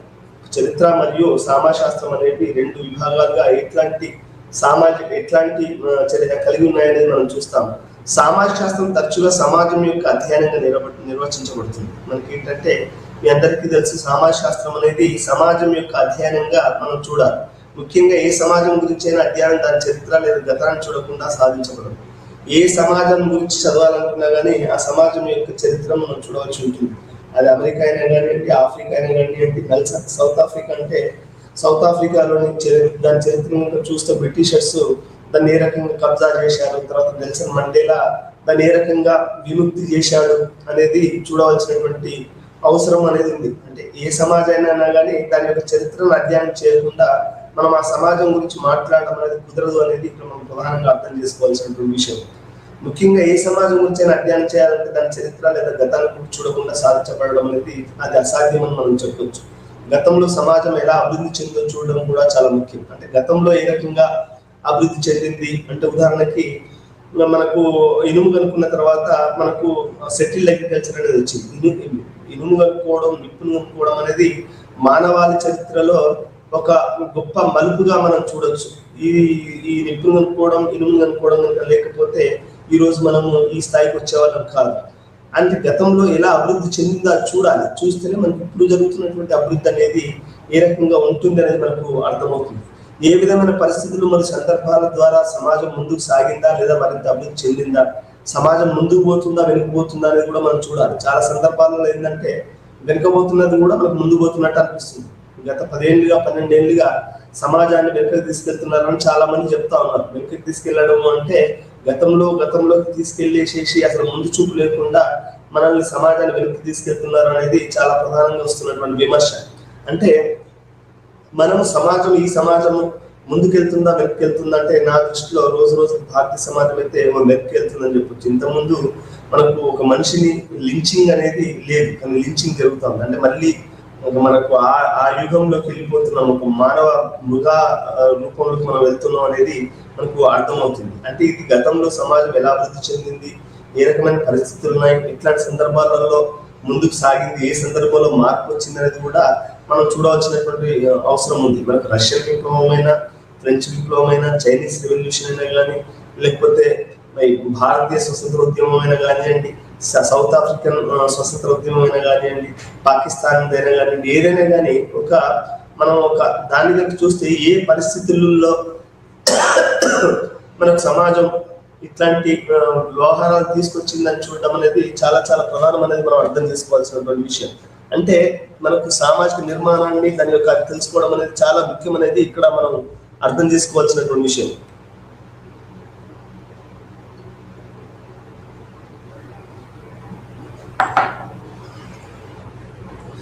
దాని నిర్మాణం విధుల్లో మార్పు కారణమైన రకాలు ఏమిటి, అందువల్ల ఏదైనా సమాజం, సమూహంలో, సంస్థలను అర్థం చేసుకోవడం, దాని ప్రస్తుత స్థితిని అర్థం చేసుకోవడానికి ఇది పనికొస్తుంది. ఇది మనకు గతంలో ఉన్న మొత్తం కూలంకషంగా చర్చిస్తే మనకు ప్రస్తుతం జరుగుతున్నటువంటి విషయాలు చాలా క్లియర్గా అర్థమవుతాయి అనేది మనం అర్థం చేసుకోవాలి. ఉదాహరణ కనుక మనం స్త్రీ స్వేచ్ఛనే కనుక తీసుకుంటే గతంలో ఎట్లా ఉండేది, ఇప్పుడు ఎట్లా ఉంది, రాబోయే రోజుల్లో ఎట్లా ఉంటుందని కనుక మనం చూస్తే దాన్ని మొత్తంగా మనం స్టడీ చేస్తేనే మనకు అర్థం కాదు. ఒక చదువుకోరాని ఆడవాళ్ళని చదువు అనేది ఎంటర్ తర్వాత చదువుకున్న ఆడవాళ్ళని, ఎక్కువగా చదువుకున్న ఆడవాళ్ళని, అది మార్పు అనేది ఏ రకంగా అనేది చరిత్ర నుండి మనం చూస్తే, లిటరసీ లెవెల్స్ నుండి చూస్తే మనకు అర్థమవుతుంది. రైటర్స్, మ్యూజిషియన్స్, సింగర్స్ అవన్నీ చూస్తే మనకు అర్థమవుతుంది ఏంటి పరిస్థితి అనేది అర్థమవుతుంది. దాని గతాన్ని అభినందించాలి. సమాజ శాస్త్రం యొక్క ఆవిర్భావం ఫ్రెంచ్ మరియు పారిశ్రామిక విప్లవాలు అనేది మనం మర్చిపోకూడదు. మనం మర్చిపోకూడదు విషయం ఏంటంటే సోషియాలజీ పుట్టుక కూడా అది ఫ్రెంచ్ విప్లవము మరియు పారిశ్రామిక విప్లవం అనేది ప్రధానంగా ముఖ్యమైనటువంటి విషయాలు. పారిశ్రామిక విప్లవం అంటే అప్పటి వరకు ఉన్నటువంటి పనితోటి, చేతి పనులతోటి చేసేటువంటి మనకు బట్టలు కానివ్వండి ఏ పని కానీ చేతితో చేసేవారు. ఇండియాలో కూడా ఇప్పుడు మిషన్స్ వచ్చాయి వ్యవసాయానికి దానికి, కానీ ఒకప్పుడు అంత ప్రతి ఒక్క కాళ్ళు చేతులు మంచిగా ఉంటే చాలు అనుకునేవారు. అంటే చేతి మీద ఎక్కువగా ప్రభావం ఉండేది. కానీ ఈ రోజులలో ఏంటంటే విప్లవాలు వచ్చిన తర్వాత, పారిశ్రామిక విప్లవం వచ్చిన తర్వాత దాన్ని పూర్తిగా సమాజం యొక్క మార్పు చెందింది అని మనం అర్థం చేసుకోవాలి. పారిశ్రామిక విప్లవాలు అనేటివి మనకు సైంటిఫిక్ రెవల్యూషన్స్, అది ఇండస్ట్రియల్ రెవల్యూషన్ జరిగింది. ఎప్పుడైతే స్టీమ్ ఇంజిన్ కనుక్కోవడము, ఆ ఇంజిన్ ని మనము బట్టల తయారీలో దాన్ని మాంచెస్టర్ లాంకెస్టర్ లో ఉపయోగించడం, ఈ యొక్క పారిశ్రామిక విప్లవం అనేది మన యొక్క మొరాలిటీని మారింది. మనకు హేతుబద్ధత, ప్రతిదీ కూడా హేతువాదము, హేతుబద్ధంగా మనం గంటలు ఒక రోజులో ఒక చీర నేసే కంటే ఒక గంటలో 10 చీరలు నేయాలి అనే ఒక పారిశ్రామిక మిషన్ తో చేస్తే ఎక్కువగా వస్తాయి అనేది మనకు మిషన్ మేడ్ గూడ్స్. మనం ఇప్పుడు వేసుకున్నటువంటి కోట్ కానివ్వండి, ఇదంతా కూడా మిషన్స్, మనుషులు చేసింది కాదు. అంటే మనిషి అనేవాడు ఉంటాడు అక్కడ, కానీ ఇదంతా కూడా మిషన్ మేడ్. ఈ బట్టలు ఇవన్నీ కూడా మిషన్ మేడ్ అనేది మనం అర్థం చేసుకోవాలి. ఇది పారిశ్రామిక విప్లవంలో వచ్చింది. అదే రకంగా ఫ్రెంచ్ విప్లవం కూడా మానవుని యొక్క స్పేస్ ని అది ఎక్కువగా చేసిందని చెప్పొచ్చు. అప్పటి వరకు ఇరుకుగా ఆలోచించే మనిషి, ఇరుకుగా ఉండేటువంటి వ్యక్తి ఈ రోజు ఈక్వాలిటీ, ఫ్రెటర్నిటీ, లిబర్టీ అనే విషయాలు, అంటే స్వేచ్ఛ, సమానత్వము, స్వాభ్రాతృత్వం అనే విషయాలు, అది ఏంటంటే మానవుని యొక్క మానసిక యొక్క పరిస్థితిని, మానవుని యొక్క స్వేచ్ఛని, మానవుని యొక్క ఆలోచన విధానాన్ని పూర్తిగా మార్చేసాయి. గతంలో కంటే కూడా ఈ ఫ్రెంచ్ రెవల్యూషన్, అంటే అక్కడ ఉన్నటువంటి రాజును చంపి వాడు దైవాంశ సంబుతుడు కాదు, వాడు బ్రెడ్ అడిగితే వాడు ఇంత పని చేస్తాడా, ఇప్పుడు కాక్రోచ్ పార్టీస్ కనుక ఎట్లయితే ఏ రకంగా చేశాయో, అంటే అకౌంటబిలిటీ ఉండాలి, ప్రధానమంత్రి అయినంత మాత్రం అకౌంటబిలిటీ లేకుండా ఉండదు అని ఈ రోజు అయితే దేవేంద్ర ప్రధాన్ రాజీనామా చేశాడు. అట్లా అంటే ఫ్రెంచ్ విప్లవం అనేది అది ఎక్కడి నుంచి వచ్చిందండి? ఈరోజు కాక్రోచ్ పార్టీ కానీ మనకు భారతదేశంలో కొన్ని వేల పార్టీలు ఉన్నాయి, కొన్ని వేల వ్యక్తులు ఉన్నారు, కొన్ని కోట్ల మంది జనాలు ఉన్నారు. ఈ కోట్ల మంది జనాలు, వేల మంది, వీటి మధ్యలో మనం అర్థం చేసుకోవాల్సింది ఏంటంటే ఈ యొక్క భావన, మనము ఎవరినైనా వ్యతిరేకించవచ్చు, ఎవడైనా కానీ ఒకటే, అందరూ ఒకటే, మనిషి వాడు మనిషి మనం మనిషిని అనే ఏదైనా కానీ అది ఎక్కడి నుంచి వచ్చిందంటే ఫ్రెంచ్ విప్లవం నుంచి వచ్చింది. Equality, fraternity, Liberty. రాజు అన్నంత మాత్రాన్ని మనకి కిరీటం ఉంది, వాడు చెప్పిన జనాలు వినాలనే ఏం లేదు. ఈక్వాలిటీ అనేది, ఈక్వాలిటీ అంటే ఏంటి అనేది మీరు అడగవచ్చు. ఈక్వాలిటీ అంటే అన్ని విషయాలలో, చదువులో కానివ్వండి, మనకు అవకాశాలలో కానివ్వండి, ఆర్థిక పరమైన కానీ, సామాజికంగా కానీ, సామాజికంగా కొంతమందిని దూరంగా పెట్టడం, ఆధ్యాత్మిక విషయాలలో, ఆర్థిక విషయాలలో దూరంగా పెట్టడము, రాజకీయాలలో వాళ్ళకి అవకాశం ఇవ్వకపోవడము, సాంస్కృతికంగా వాళ్ళకి అవకాశాలు లేకపోవడం అనేది కూడా ఆ స్పేస్ ని ఫ్రెంచ్ విప్లవం అనేది ప్రపంచవ్యాప్తంగా, ఫ్రెంచ్ ప్రపంచానికి ఏమైనా ఇచ్చింది అంటే అది ఈక్వాలిటీ, ఫ్రెటర్నిటీ, లిబర్టీ అని చెప్పొచ్చు. మనం ఎంతో మంది ఆ టైంలో ఆ విప్లవం వచ్చిన తర్వాత ఎంతో మంది ఆ టైంలో రాసినటువంటి రైటర్స్ కానీ మీరు చూస్తే వాళ్ళందరూ కూడా వ్యక్తి, సామాజిక నిర్మాణము, ఆవిర్భావము, స్వేచ్ఛ, సమానత్వము, సౌభ్రాతృత్వము ఇట్లాంటి విషయాల పట్లనే వాళ్ళు ఎక్కువగా చెప్పారు, రాశారు. అంటే పారిశ్రామిక విప్లవానికి మరియు సామాజిక శాస్త్ర అభివృద్ధికి చాలా దగ్గర సంబంధం ఉంది అనేది మనం ఇక్కడ చెప్పవచ్చున్నాం. ఇవాన్ కుల్దుమ్, ఇవాన్ IBN కుల్దుమ్, KULDUM, కుల్దుమ్ అనే అతను కూడా యొక్క సోషియాలజీకి యొక్క మనకు అర్థం చేసుకోవడానికి, మార్పును అర్థం చేసుకోవడానికి, ఈ సోషియాలజీని అర్థం చేసుకోవడానికి ఆగస్ట్ కాంటే, కుల్దుమ్, మార్క్స్, మ్యాక్స్ వెబర్, ఎమెల్ డర్ఖేమ్ వీళ్ళందరూ కూడా ఈ యొక్క దీని ద్వారా వాళ్ళు ప్రభావితం అయ్యారు అనేది మనం ఇక్కడ చెప్పదలుచుకున్నటువంటి విషయం. అంటే గతాన్ని అభినందించాలి. సామాజిక శాస్త్రం ఆవిర్భావం యొక్క ఫ్రెంచ్ రెవల్యూషన్ కానివ్వండి, విప్లవాల నుంచి పుట్టిందే మన సామాజిక శాస్త్రం అనేది మనం అర్థం చేసుకోవాలి. పారిశ్రామిక విప్లవాలైనా కానివ్వండి, ఫ్రెంచ్ విప్లవం అయినా కానివ్వండి, ఇది మనం అర్థం చేసుకోవాలి. నగరాలు మరియు సామాజిక సంస్థ పెరుగుదల మరియు వ్యక్తిగత హక్కు మరియు స్వేచ్ఛల పెరుగుదల అంటే చారిత్రాత్మక పరిణామాల్లో రూపొందించబడినది కూడా గమనించవచ్చు. మనం కనుక ఇది సిటీ అనేది మ్యాక్స్ వెబర్ కాదు, ఎమెల్ డర్ఖేమ్, మ్యాక్స్ వెబర్ చెప్తాను క్లోజ్ లో. ఆ పుస్తకంలో సిటీలు అనేటివి ఏ రకంగా మనిషి యొక్క వ్యక్తిగత స్వేచ్ఛలని మరియు సామాజిక వ్యవస్థల పెరుగుదలను పెంచే అనేది కూడా మనకు అర్థమవుతుంది. పల్లెటూర్లలో నీకు సిటీలో ఉన్నంత స్వేచ్ఛ కానివ్వండి, సిటీలో ఉన్నటువంటి హక్కులు కానివ్వండి, అవి ఎక్కువగా ఉండవు పల్లెటూర్లలో ఏంటంటే ఇప్పుడు చదువుకున్నారు, 10 మంది గుమ్మి కుడతారు, కానీ ఒకప్పుడు అట్లాంటి పరిస్థితులు లేకుండా ఒక దళితుల్ని కొట్టడం కానీ, ఒక వేరే వాళ్ళని కొట్టడం కానీ, ఇవంతా కూడా మనకు చాలా ఏదైతే వ్యక్తి కానివ్వండి, లేకపోతే నా చిన్నతనంలో ఏంటంటే నేను ఉదయం చిన్నపిల్లలుగా లేవకముందే జీతగాండాన్ని ఉండేవాళ్ళు. ఆ జీతగాండ్లు ఏంటంటే పొద్దున 5 గంటలకే ఉరుకుతా ఉండేవాళ్ళు. అంటే ఈ రకమైనటువంటి పరిస్థితులు తెలంగాణలో ఉండేవి. మా భూమి సినిమా చూసుంటారు, దాసి సినిమా చూసుంటారు, ఎన్నో సినిమాలు మీరు చూసుంటారు కదా. ఆ దాంట్లో నగరాలు అనేటివి సామాజిక సంస్థల పెరుగుదల. సామాజిక సంస్థలు అంటే ఏంటి? అవి ఏంటి అంటే ఇప్పుడు మీరు ఎన్జిఓస్ ఉంటాయి, మనకు ఎన్జిఓస్ కానివ్వండి, లేకపోతే హక్కుల సంస్థలు కానివ్వండి, ఎన్నింటిలో మనం రోడ్ల మీద చూపిస్తుంటే రావుపడుతుంది. హ్యూమన్ రైట్స్ ఆర్గనైజేషన్ అని, ఫెమినిస్ట్ ఆర్గనైజేషన్ అని, ఇట్లా రకరకాల సామాజిక సంస్థలు అనేటివి చాలా చాలా ఎక్కువగా ఉంటాయి.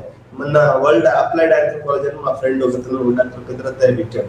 అది సిటీలో ఉన్నాడు కాబట్టి పెట్టాడు. మన పల్లెటూరులో వాళ్ళ ఊర్లో గుంటూరులో పోయి వరల్డ్ ఆంథ్రోపాలజీ అంటే ఎవడు పోతుంది వాళ్ళ పల్లెటూరు. సిటీ అంటే ఇక్కడ ట్రాన్స్పోర్ట్ ఉంటుంది, ఇక్కడ ఆడిటోరియంస్ ఉంటాయి, ఇక్కడ జనాలు ఉంటారు, మైకులు ఉంటాయి, స్పీకర్లు ఉంటాయి. కాబట్టి అంటే వ్యక్తిగత హక్కులు, సామాజిక సంస్థలు పెరిగినట్టే కదా. ఇక్కడ ప్రతి వ్యక్తి కూడా ఈరోజు ఒక పార్టీ పెట్టాలని ఆలోచిస్తున్నాడు. అంటే ఈరోజు సిటీలలో, నగరాలలో సామాజిక సంస్థల పెరుగుదల అనేది ఏ రకంగా పెరిగింది, సామాజిక సంస్థలన్నీ ఏ రకంగా ఎదుగుతున్నాయి అనేది కూడా మనం ఇక్కడ అర్థం చేయాలి. వ్యక్తిగత హక్కులు కూడా మరియు స్వేచ్ఛలు కూడా పెరుగుతున్నాయి. వ్యక్తిగత హక్కులు అంటే మనం వెంబటే మనం ఒక సెల్ఫీ చేసి వీడియోలు పెడతాం, మనం కొన్ని మనం కవితలో పాటలు రాసి వాట్సాప్ స్టేటస్ పెడతాం. వ్యక్తిగత హక్కులు, స్వేచ్ఛలు అనేటివి కూడా నగరాలు అనేటివి వీటన్నిటికీ సామాజిక సంస్థల పెరుగుదలకు కానివ్వండి, వ్యక్తిగత హక్కులకు కానివ్వండి, స్వేచ్ఛలకు అనేది ఒక ఒక ఒక స్పేస్ ని క్రియేట్ చేసే అనేది మనకు ది సిటీ అని మ్యాక్స్ వెబర్ రాసినటువంటి పుస్తకంలో ఆయన ఇవన్నీ చెప్తా ఉన్నాడు. అంటే సిటీ అనేది ఏ రకంగా చేస్తుంది, సిటీ అనేది ఏ రకంగా మనిషిని ఒక్కరోజు హీరోని చేస్తుంది, ఇంకొక రోజు నేను హుస్సేన్ సాగర్ లో పడి చచ్చేటట్టు చేస్తుంది, లేకుంటే నువ్వు ఎవరిని తెలియకుండా సూసైడ్ చేసుకుని రూమ్కి వచ్చేసి ఏదో విషయం తెచ్చుకొని తాగి ఏ రకంగా చేస్తుంది అనే విషయాన్ని మనము చూసే ఉంటాం. ఇట్లాంటి విషయాలు సిటీలలో ఏ రకంగా మనకి సమాజం ఉంటుంది, అర్బన్ సోషల్ ఏ రకంగా ఉంటుంది, దాని చరిత్రను ఎట్లా కలిగి ఉంటుంది, సామాశాస్త్రం ఎట్లా అభివృద్ధి చెందుతుంది సిటీలలో అనేది కూడా మనం చూడడం దీంట్లో ఒక ప్రధానమైనటువంటి విషయం. పెరుగుదల వంటి చారిత్రాత్మక పరిణామాలతో రూపొందించడం మనం గమనించవచ్చు. అంటే ఇట్లా నగరాలు అనేటివి స్వేచ్ఛకు స్వర్గధామాలు అనేటివి మనం అర్థం చేసుకోవాలి. స్వేచ్ఛకు కానీ, లేకపోతే వ్యక్తిగత హక్కులకు కానీ ఇవి ఒక స్వర్గధామాలు అనేటివి మనం ఇక్కడ అర్థం చేసుకోవాల్సినటువంటి విషయం అనేది నేను ఇక్కడ చెప్తున్నటువంటి విషయం. పెరుగుదల వంటి చారిత్రాత్మక పరిణామాలతో రూపొందించబడినది అని గమనించవచ్చు. అంటే ఇట్లాంటి ఎన్ని సామాజిక సంస్థలు కానివ్వండి, వ్యక్తిగత హక్కులు కానివ్వండి, హక్కుల ఒక డిపార్ట్మెంటే ఉంది, HCU, centre for human rights అని. అంటే ఇట్లాంటి వ్యక్తిగత హక్కులు, సామాజిక స్వేచ్ఛలు అనేటివి ఈ దేశాలలో ఎక్కువగా ఉన్నాయి, మన నగరాలలో ఎక్కువగా ఉన్నాయి. అదే హరగోపాలు, బాలగోపాలు వాళ్ళు ఎందుకు వరంగల్ నుంచి వచ్చారు, వాళ్ళ ఊరు నుంచి వచ్చారంటే వ్యక్తిగత హక్కులు, స్వేచ్ఛలు అనేటివి సిటీలలో ఎక్కువగా ఉంటాయి, పల్లెటూర్లలో టౌన్లలో ఉండదు, నిఘా ఎక్కువగా ఉంటుంది. సిటీ అనేది ఇక్కడ ప్రతిదీ కోర్టులు కానీ నీకు కానీ జరిగితే వరంగల్లో జరిగితే కోర్టు అక్కడ ఉంది, కానీ అక్కడ కోర్టు తీసుకుంటారో నాకు తెలియదు. కానీ హైకోర్టులో కానీ సుప్రీంకోర్టులో నువ్వే అదే హైదరాబాద్లో ఉంటే నువ్వు లేబర్ కమిషన్ పోవాలనుకున్నా కానీ కోర్టులో పోవాలనుకున్నా పక్కనే ఉంటుంది. ఎంబటే లేబర్ కమిషన్ చెప్తే వాళ్ళు వాళ్ళ పనులు చేస్తారు. అంటే ఇక్కడ ఎందుకు ఇవన్నీ చెప్తున్నారు, మీరు సోది చెప్తున్నారు అని అన్నారు. ఎందుకు అంటే ఒక పల్లెటూరు అబ్బాయిగా నాకు అర్థమైంది ఏంటంటే సిటీ అనేది రకరకాల వాస్తవం ఇక్కడ చెప్పిన విషయం. సామాజిక సంస్థలు, వ్యక్తిగత హక్కులు, స్త్రీలను, స్వేచ్ఛలు, సమానత్వము ఇవన్నీ కూడా మనకు సిటీలో ఎక్కువగా ఉంటాయి అనేది మనం అర్థం చేసుకోవాలి. ఇట్లాంటి పెరుగుదల కూడా మనకు సిటీ అనేది అది ఉపయోగపడుతుంది అనేది కూడా మనం అర్థం చేసుకోవాల్సిన విషయం. సామాజిక శాస్త్రం యొక్క సంబంధం చరిత్రతో. చరిత్ర తరచుగా గతాన్ని అధ్యయనం చేయడంగా నిర్వచించబడుతుంది. ఈ గతం అనేది ఒక నీడలాగా ఉంటుంది అనేది మనం అర్థం చేసుకోవాలి. ఏ మనిషికైనా, ఏ దేశానికైనా, ఈ దేనికైనా కానీ నేను నీడని నేనే అన్నట్టు మన చరిత్ర అనేది మనం విడకుండా మన వెంబటే మన నీడలాగా నడుస్తూ ఉంటుంది. అది మనం అర్థం చేసుకోవాల్సిన విషయం.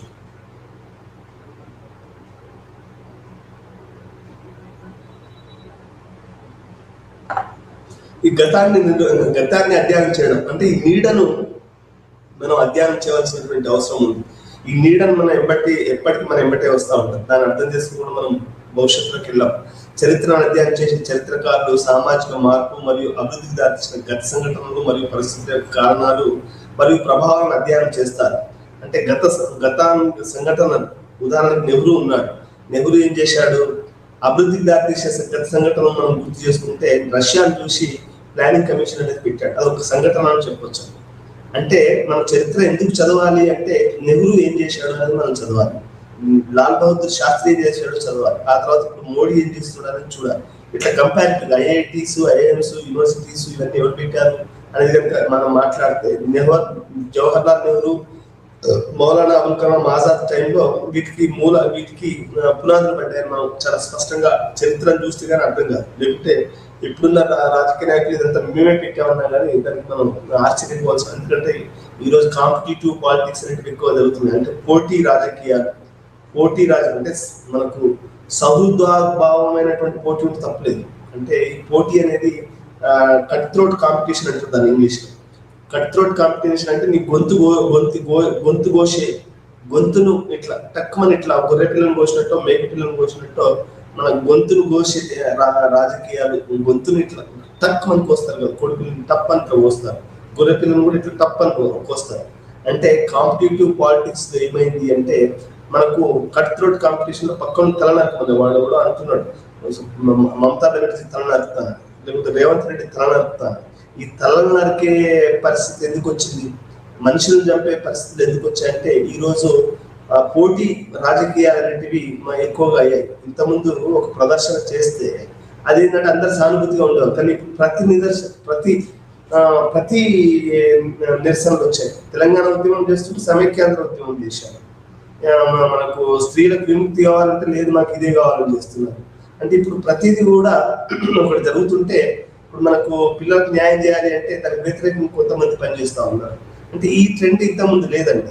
ఇంతకుముందు ఏంటంటే ఒక సంఘటన జరగడం కానీ దాని అవన్నీ ఒక కార్యక్రమంగా జరిగేది. అంటే రెండు ఉండేటివి, కానీ ఈ స్థాయిలో అపోజ్ చేసేవాళ్ళు కాదు అనేది నేను చెప్పాల్సిన విషయం. అంటే ఇప్పుడు ఏంటంటే కాంపిటేటివ్ ఓటు, పేరు, పాపులారిటీ, డబ్బులు ఇవి పోతున్నాయి ఇప్పుడు అనే దృష్టిలో పెట్టి ఇప్పుడు మొన్న రిపబ్లిక్ టీవీ వాడు చెప్తా ఉన్నాడు ఏమని, వీరికి ఎవడైతే కాక్రోచ్ చేసిన వాడికి చాలా డబ్బులు వచ్చి ఉంటాయని, వాడికి ఇంకే సెటిల్ అయిపోయినట్టే అని చెప్తున్నాను. అంటే ఎందుకు చెప్తున్నాను ఇవంటే అంటే అభివృద్ధికి దారి తీసే సంఘటనలు, పరిస్థితి యొక్క కారణాలు, ప్రభావాలను అధ్యయనం చేస్తారు.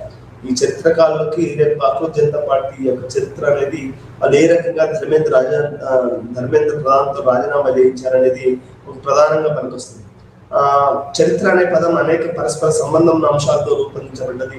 మొదటిది చరిత్ర గతం లేదా గతంలో జరిగిన విషయాల గురించి చర్చిస్తుంది. గతము లేదా గతంలో జరిగినటువంటి విషయాల గురించి మనకు చరిత్ర చెప్తుంది. రెండవది చరిత్ర గతంలో జరిగిన సంఘటనలు చెప్పే కథనం. అంటే అది వివిధ ఆలోచన పరులు చరిత్రను పురావస్తు ఆధారంగా మానవుని యొక్క గతాన్ని అధ్యయనం చేయడం జరుగుతుంది. ఇప్పుడు మనిషి అనేవాడు గొడ్డలి, రంపము, పిస్టోలు, తోపులు ఇవి వాడుతున్నాడని మనం ఎట్లా చెప్తున్నాం అంటే గతంలో మానవుడు చెప్పుకి రాయిలాగా ఇట్లా ఒక రాయి ఉంటుంది, నాగార్జున సాగర్ మ్యూజియంలో ఉంటుంది. ఆ మ్యూజియంలో కనుక మనం చూస్తే అది మనకు అంటే వాడాడు కాబట్టి ఇప్పుడు ఇట్లా కట్టి ఉంటుంది. ఆ కట్టెకి ఒక అది ఉంటుంది, ఆ కట్టెలో అది ఒక రాయి పెట్టి అనేది ఉంటుంది. అంటే ఒక గొడ్డల్లాగా దాన్ని వాడేవాడు అనేది మనకు దాని యొక్క పురావస్తు చరిత్ర, పురావస్తు ఆర్కియలాజికల్ డిపార్ట్మెంట్ అది మనం చూస్తే గానీ ఆది మానవుడు ఎట్లా బతికాడు అని అది అధ్యయనం చేస్తే గానీ మనకు అది అర్థం కాదు. దాన్ని అధ్యయనం చేసిన తర్వాత మనం ఏ రకంగా మారాము అనేది మనకు అర్థమవుతుంది అనేది ఇక్కడ చెప్తుంది. సొంత సామాజిక సాంస్కృతిక రాజకీయ మరియు ఆర్థిక అంశాలు కలిగి ఉందని కూడా అర్థం చేసుకోవాలి. అప్పుడున్నటువంటి సామాజిక నిర్మాణం ఎట్లా ఉంది, సాంస్కృతిక నిర్మాణం ఎట్లా ఉంది, రాజకీయ నిర్మాణం ఎట్లా ఉంది, ఆర్థిక అంశాలు ఎట్లా ఉన్నాయనేది కూడా మనకు దాంట్లో అర్థమవుతుంది. చరిత్రకారులు సమాజ రకాలు, వాటి నిర్మాణము, సంస్కృతి, నాగరికత, రాజకీయాలు మానవ సమాజంలో కలిగి ఉన్న మరియు కాలక్రమేణా అభివృద్ధి చెందాయి. మానవ సమాజంలో రకాలు అంటే ఎటువంటి రకాలు ఉంటాయి, జపాన్ సొసైటీ ఏంటి, ఇండియన్ సొసైటీ ఏంటి, లేకపోతే దళిత్ సమాజాలలో మళ్ళీ సమాజాలు ఉంటాయి. భారతీయ సమాజం అంటే మళ్ళీ దాంట్లో కుల సమాజాలు ఉంటాయి, దాంట్లో మత సమూహాలు ఉంటాయి. సమాజంలో రకరకాల, భారతదేశం అంతా ఒకే సమాజము అని మనం మనం జాతీయ జెండాను పెట్టుకొని టీవీలలో అక్కడిక్కడ అవపడ్డా లేకుంటే ఇట్లా బ్యాడ్జ్లు పెట్టుకొని విరోధతలు వెళ్ళినా కానీ ఇక్కడ సమాజాల రకాలు ఉంటాయనేది మనం అర్థం చేసుకోవాలి. అంటే ఇక్కడ ఇండియాలో కాదు, ఇండియాలో ఒక సమాజం అయితే మనకు అమెరికా ఒక సమాజము, ఆ తర్వాత చైనా ఇంకొక సమాజము, రష్యా ఇంకొక సమాజం, ఇట్లా చరిత్రకారు సమాజంలో రకరకాలు ఉంటాయనేది మనం ఇక్కడ అర్థం. వాటి నిర్మాణం, ఇక్కడ కులం అనేది ప్రధానంగా ఉంది, చైనాలో కులం అనేది లేదు, ఇక్కడ మతం అనేది ప్రధానంగా ఉంది, అక్కడ లేవు. అందుకని కాస్ట్ అండ్ రిలీజన్ అనేది అబ్స్ట్రాక్టివ్స్ టు ది డెవలప్మెంట్ అని ఒక అతను రాయడం జరిగింది. ఇక్కడ పాండిచేరిలో టీచ్ చేసిన ఆర్టికల్ చదివి చెప్పారు. అంటే ఈ రకంగా వాటి నిర్మాణం ఏంటి అని, అమెరికన్ సొసైటీస్ లో దాని నిర్మాణం ఏంటి, అక్కడ బ్లాక్స్ ఎట్లా ఉన్నారు, బ్లాక్స్ పోయిటరీ ఎట్లా వస్తుంది, అసలు బ్లాక్స్ మనుషులుగా చూస్తారా లేదా, ఇదంతా కూడా మనం అసలు చేసి అమెరికా నిర్మించింది బ్లాక్సే అని చెప్పే అవి కూడా మనకు మనందరికీ తెలుసు. మానవ సమాజం కలిగి ఉన్న మరియు కాలక్రమేణా అభివృద్ధి చెందాయి. చారిత్రాత్మకం ఈ సామాజిక డొమైన్ వారి సమయం మరియు స్థల లక్షణాలకు సంబంధించిన అధ్యయనం చేస్తుంది.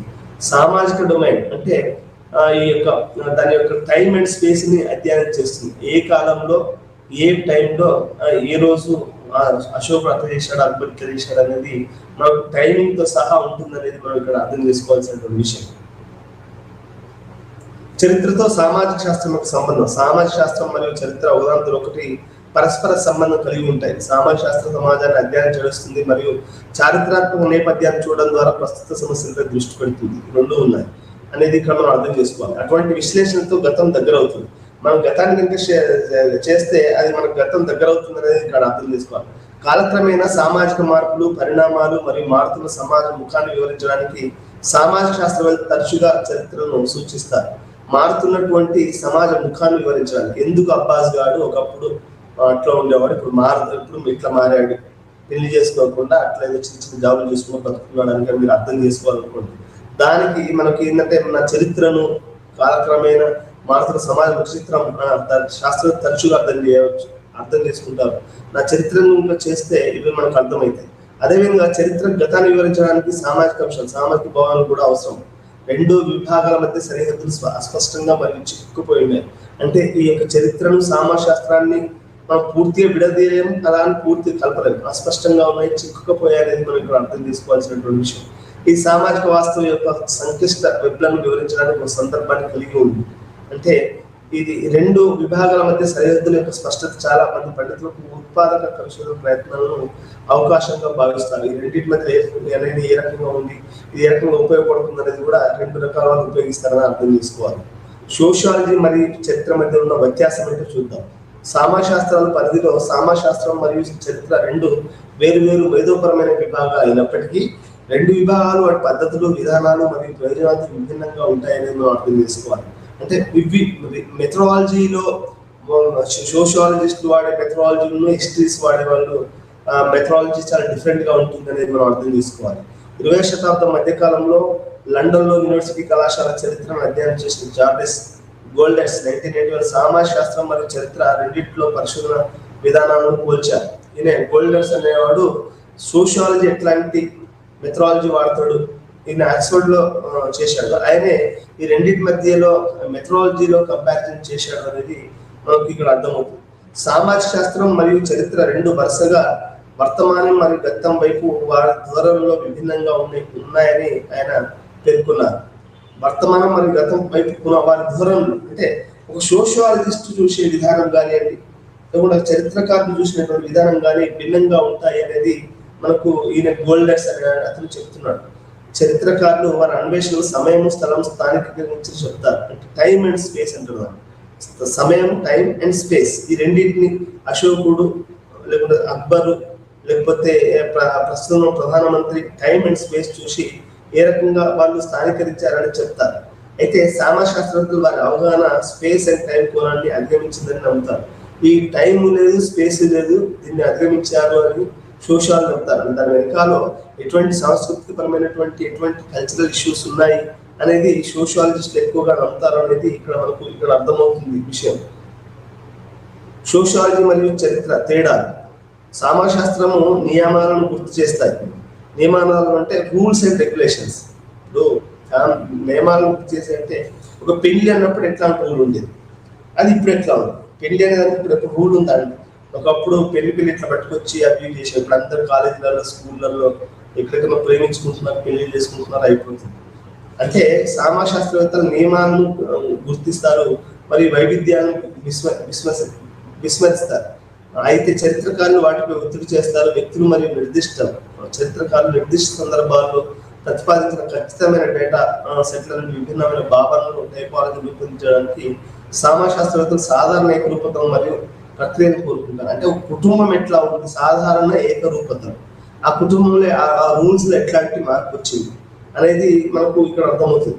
చరిత్ర అనేది సమాజం యొక్క నిర్దిష్ట మరియు వివరణాత్మక శాస్త్రంగా పరిగణించబడుతుంది. నిర్దిష్ట మరియు వివరణాత్మకంగా అంటే ఒక కంప్లీట్ ఒక వివరణాత్మకంగా ఉంటుంది అనేది మనం అర్థం చేసుకోవాలి. చరిత్ర సామాజిక గత చిత్రాలను నిర్మించడానికి ప్రయత్నిస్తుంది. మరో సామాశాస్త్రం సామాజిక నైరూప్య మరియు సైద్ధాంతిక శాస్త్రంగా చెప్పబడింది. ఈ విషయంలో సామాజిక శాస్త్రం యొక్క పరిధి చరిత్ర కంటే విస్తృతమైనదిగా చెబుతుంది. అంటే మొత్తంగా ట్రెండ్స్, సమాజంలో వస్తున్న ట్రెండ్స్ ఏంటి, అభివృద్ధి ట్రెండ్ ఏంటి, లవ్ ట్రెండ్ ఏంటి, లేకుంటే ఐడియాలజికల్ ట్రెండ్ ఏంటి, అవన్నీ కూడా ట్రెండ్స్ ఏ రకంగా ఉన్నాయి అంటే అనేది సామాజిక శాస్త్రం చూస్తారు. అందుకనే సామాజిక శాస్త్రం యొక్క పరిధి పెద్దది అనేది ఇక్కడ మనం అర్థం చేసుకోవాల్సిన విషయం. చరిత్రతో పోలిస్తే విధానాలు ప్రయోజనాలతో విభిన్నంగా ఉంటాయి. సామాజిక శాస్త్రం సంఖ్యల కోసం, చరిత్రకారుడు తేదీలు మరియు పదాల కోసం మాట్లాడతారు. చాలా ముఖ్యంగా చెప్పాలి అంటే తేడాలు ఏంటంటే సామాజిక శాస్త్రవేత్తల సంఖ్యల కోసం ఎన్ని కుటుంబాలలో ఒక రూల్ మారింది, రిజిస్టర్డ్ మ్యారేజెస్ అని జరిగాయి, కోర్టు మ్యారేజెస్ అని జరిగాయి, ట్రెడిషనల్ మ్యారేజెస్ అని జరిగాయి అనేది చూస్తే మన సంఖ్యలను చూస్తే మనకు అది అనాలిసిస్ అనేది అర్థమవుతుంది. అదే మనకు హిస్టోరియన్స్ అయితే తేదీల గురించి ఆరాటపడతారు అనేది ఇక్కడ మనం అర్థం లేదు. అంటే ఏ డేట్స్ అనేది చూస్తారు, వీళ్ళేమో నెంబర్స్ చూస్తారు అనేది ఇక్కడ మనం అర్థం చేసుకో. ఎన్ని కుటుంబాలు ఏ రకంగా మారాయి అనేది చూస్తే, ఉదాహరణ కుటుంబాన్ని చూస్తే ఉపక్రమ శిక్షణ, హిస్టారికల్ సోషియాలజీ అంటే ఈ రెండింటి కలయికల మధ్య ఈ సామాజిక శాస్త్రానికి మరియు సోషియాలజీకి పుట్టిన పిల్లలే ఈ యొక్క హిస్టారికల్ సోషియాలజీ అని మనం చెప్పొచ్చు. హిస్టారికల్ సోషియాలజీ అనేది సామాజిక శాస్త్రం యొక్క ఒక శాఖల విభాగం.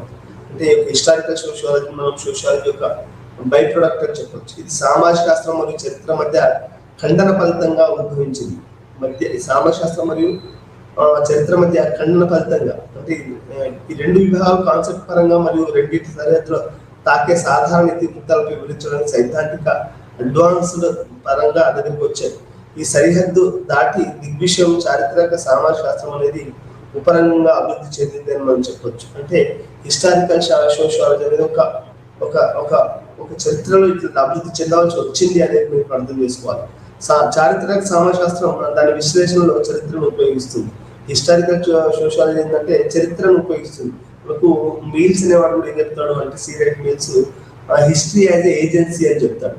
ఇప్పుడు మన అంతా చరిత్రను మనం చదవాలి అంటే అక్కడ ఉన్నటువంటి బయోగ్రఫీస్ చదివాం అనుకోండి, అప్పుడున్నటువంటి సమాజం ఏంటి అనేది మనకు అర్థమవుతుంది. అంటే సోషల్ సిస్టమ్ స్ట్రక్చర్ ఎట్లా ఉండేది అనేది మనకు అర్థమవుతుంది. ఇప్పుడు Abdul Kalam the wings of fire చదివాం అనుకోండి, అది చదివితే మనకు అర్థమవుతుంది ఏంటి అనేది, అప్పుడు సమాజం ఏంటి, అప్పుడు మనకు పడ్డ కష్టాలు ఏంటి అనేది మనం చూస్తూ ఉంటాం. అంటే ఇది మనకు అర్థమవుతుంది. బంధుత్వ సమస్యలు ఎట్లుండేవి, పెరుగుదల సమస్యలు ఎట్లుండేవి, ఏ రకంగా అనేది మనకు ఇది అర్థమవుతుంది.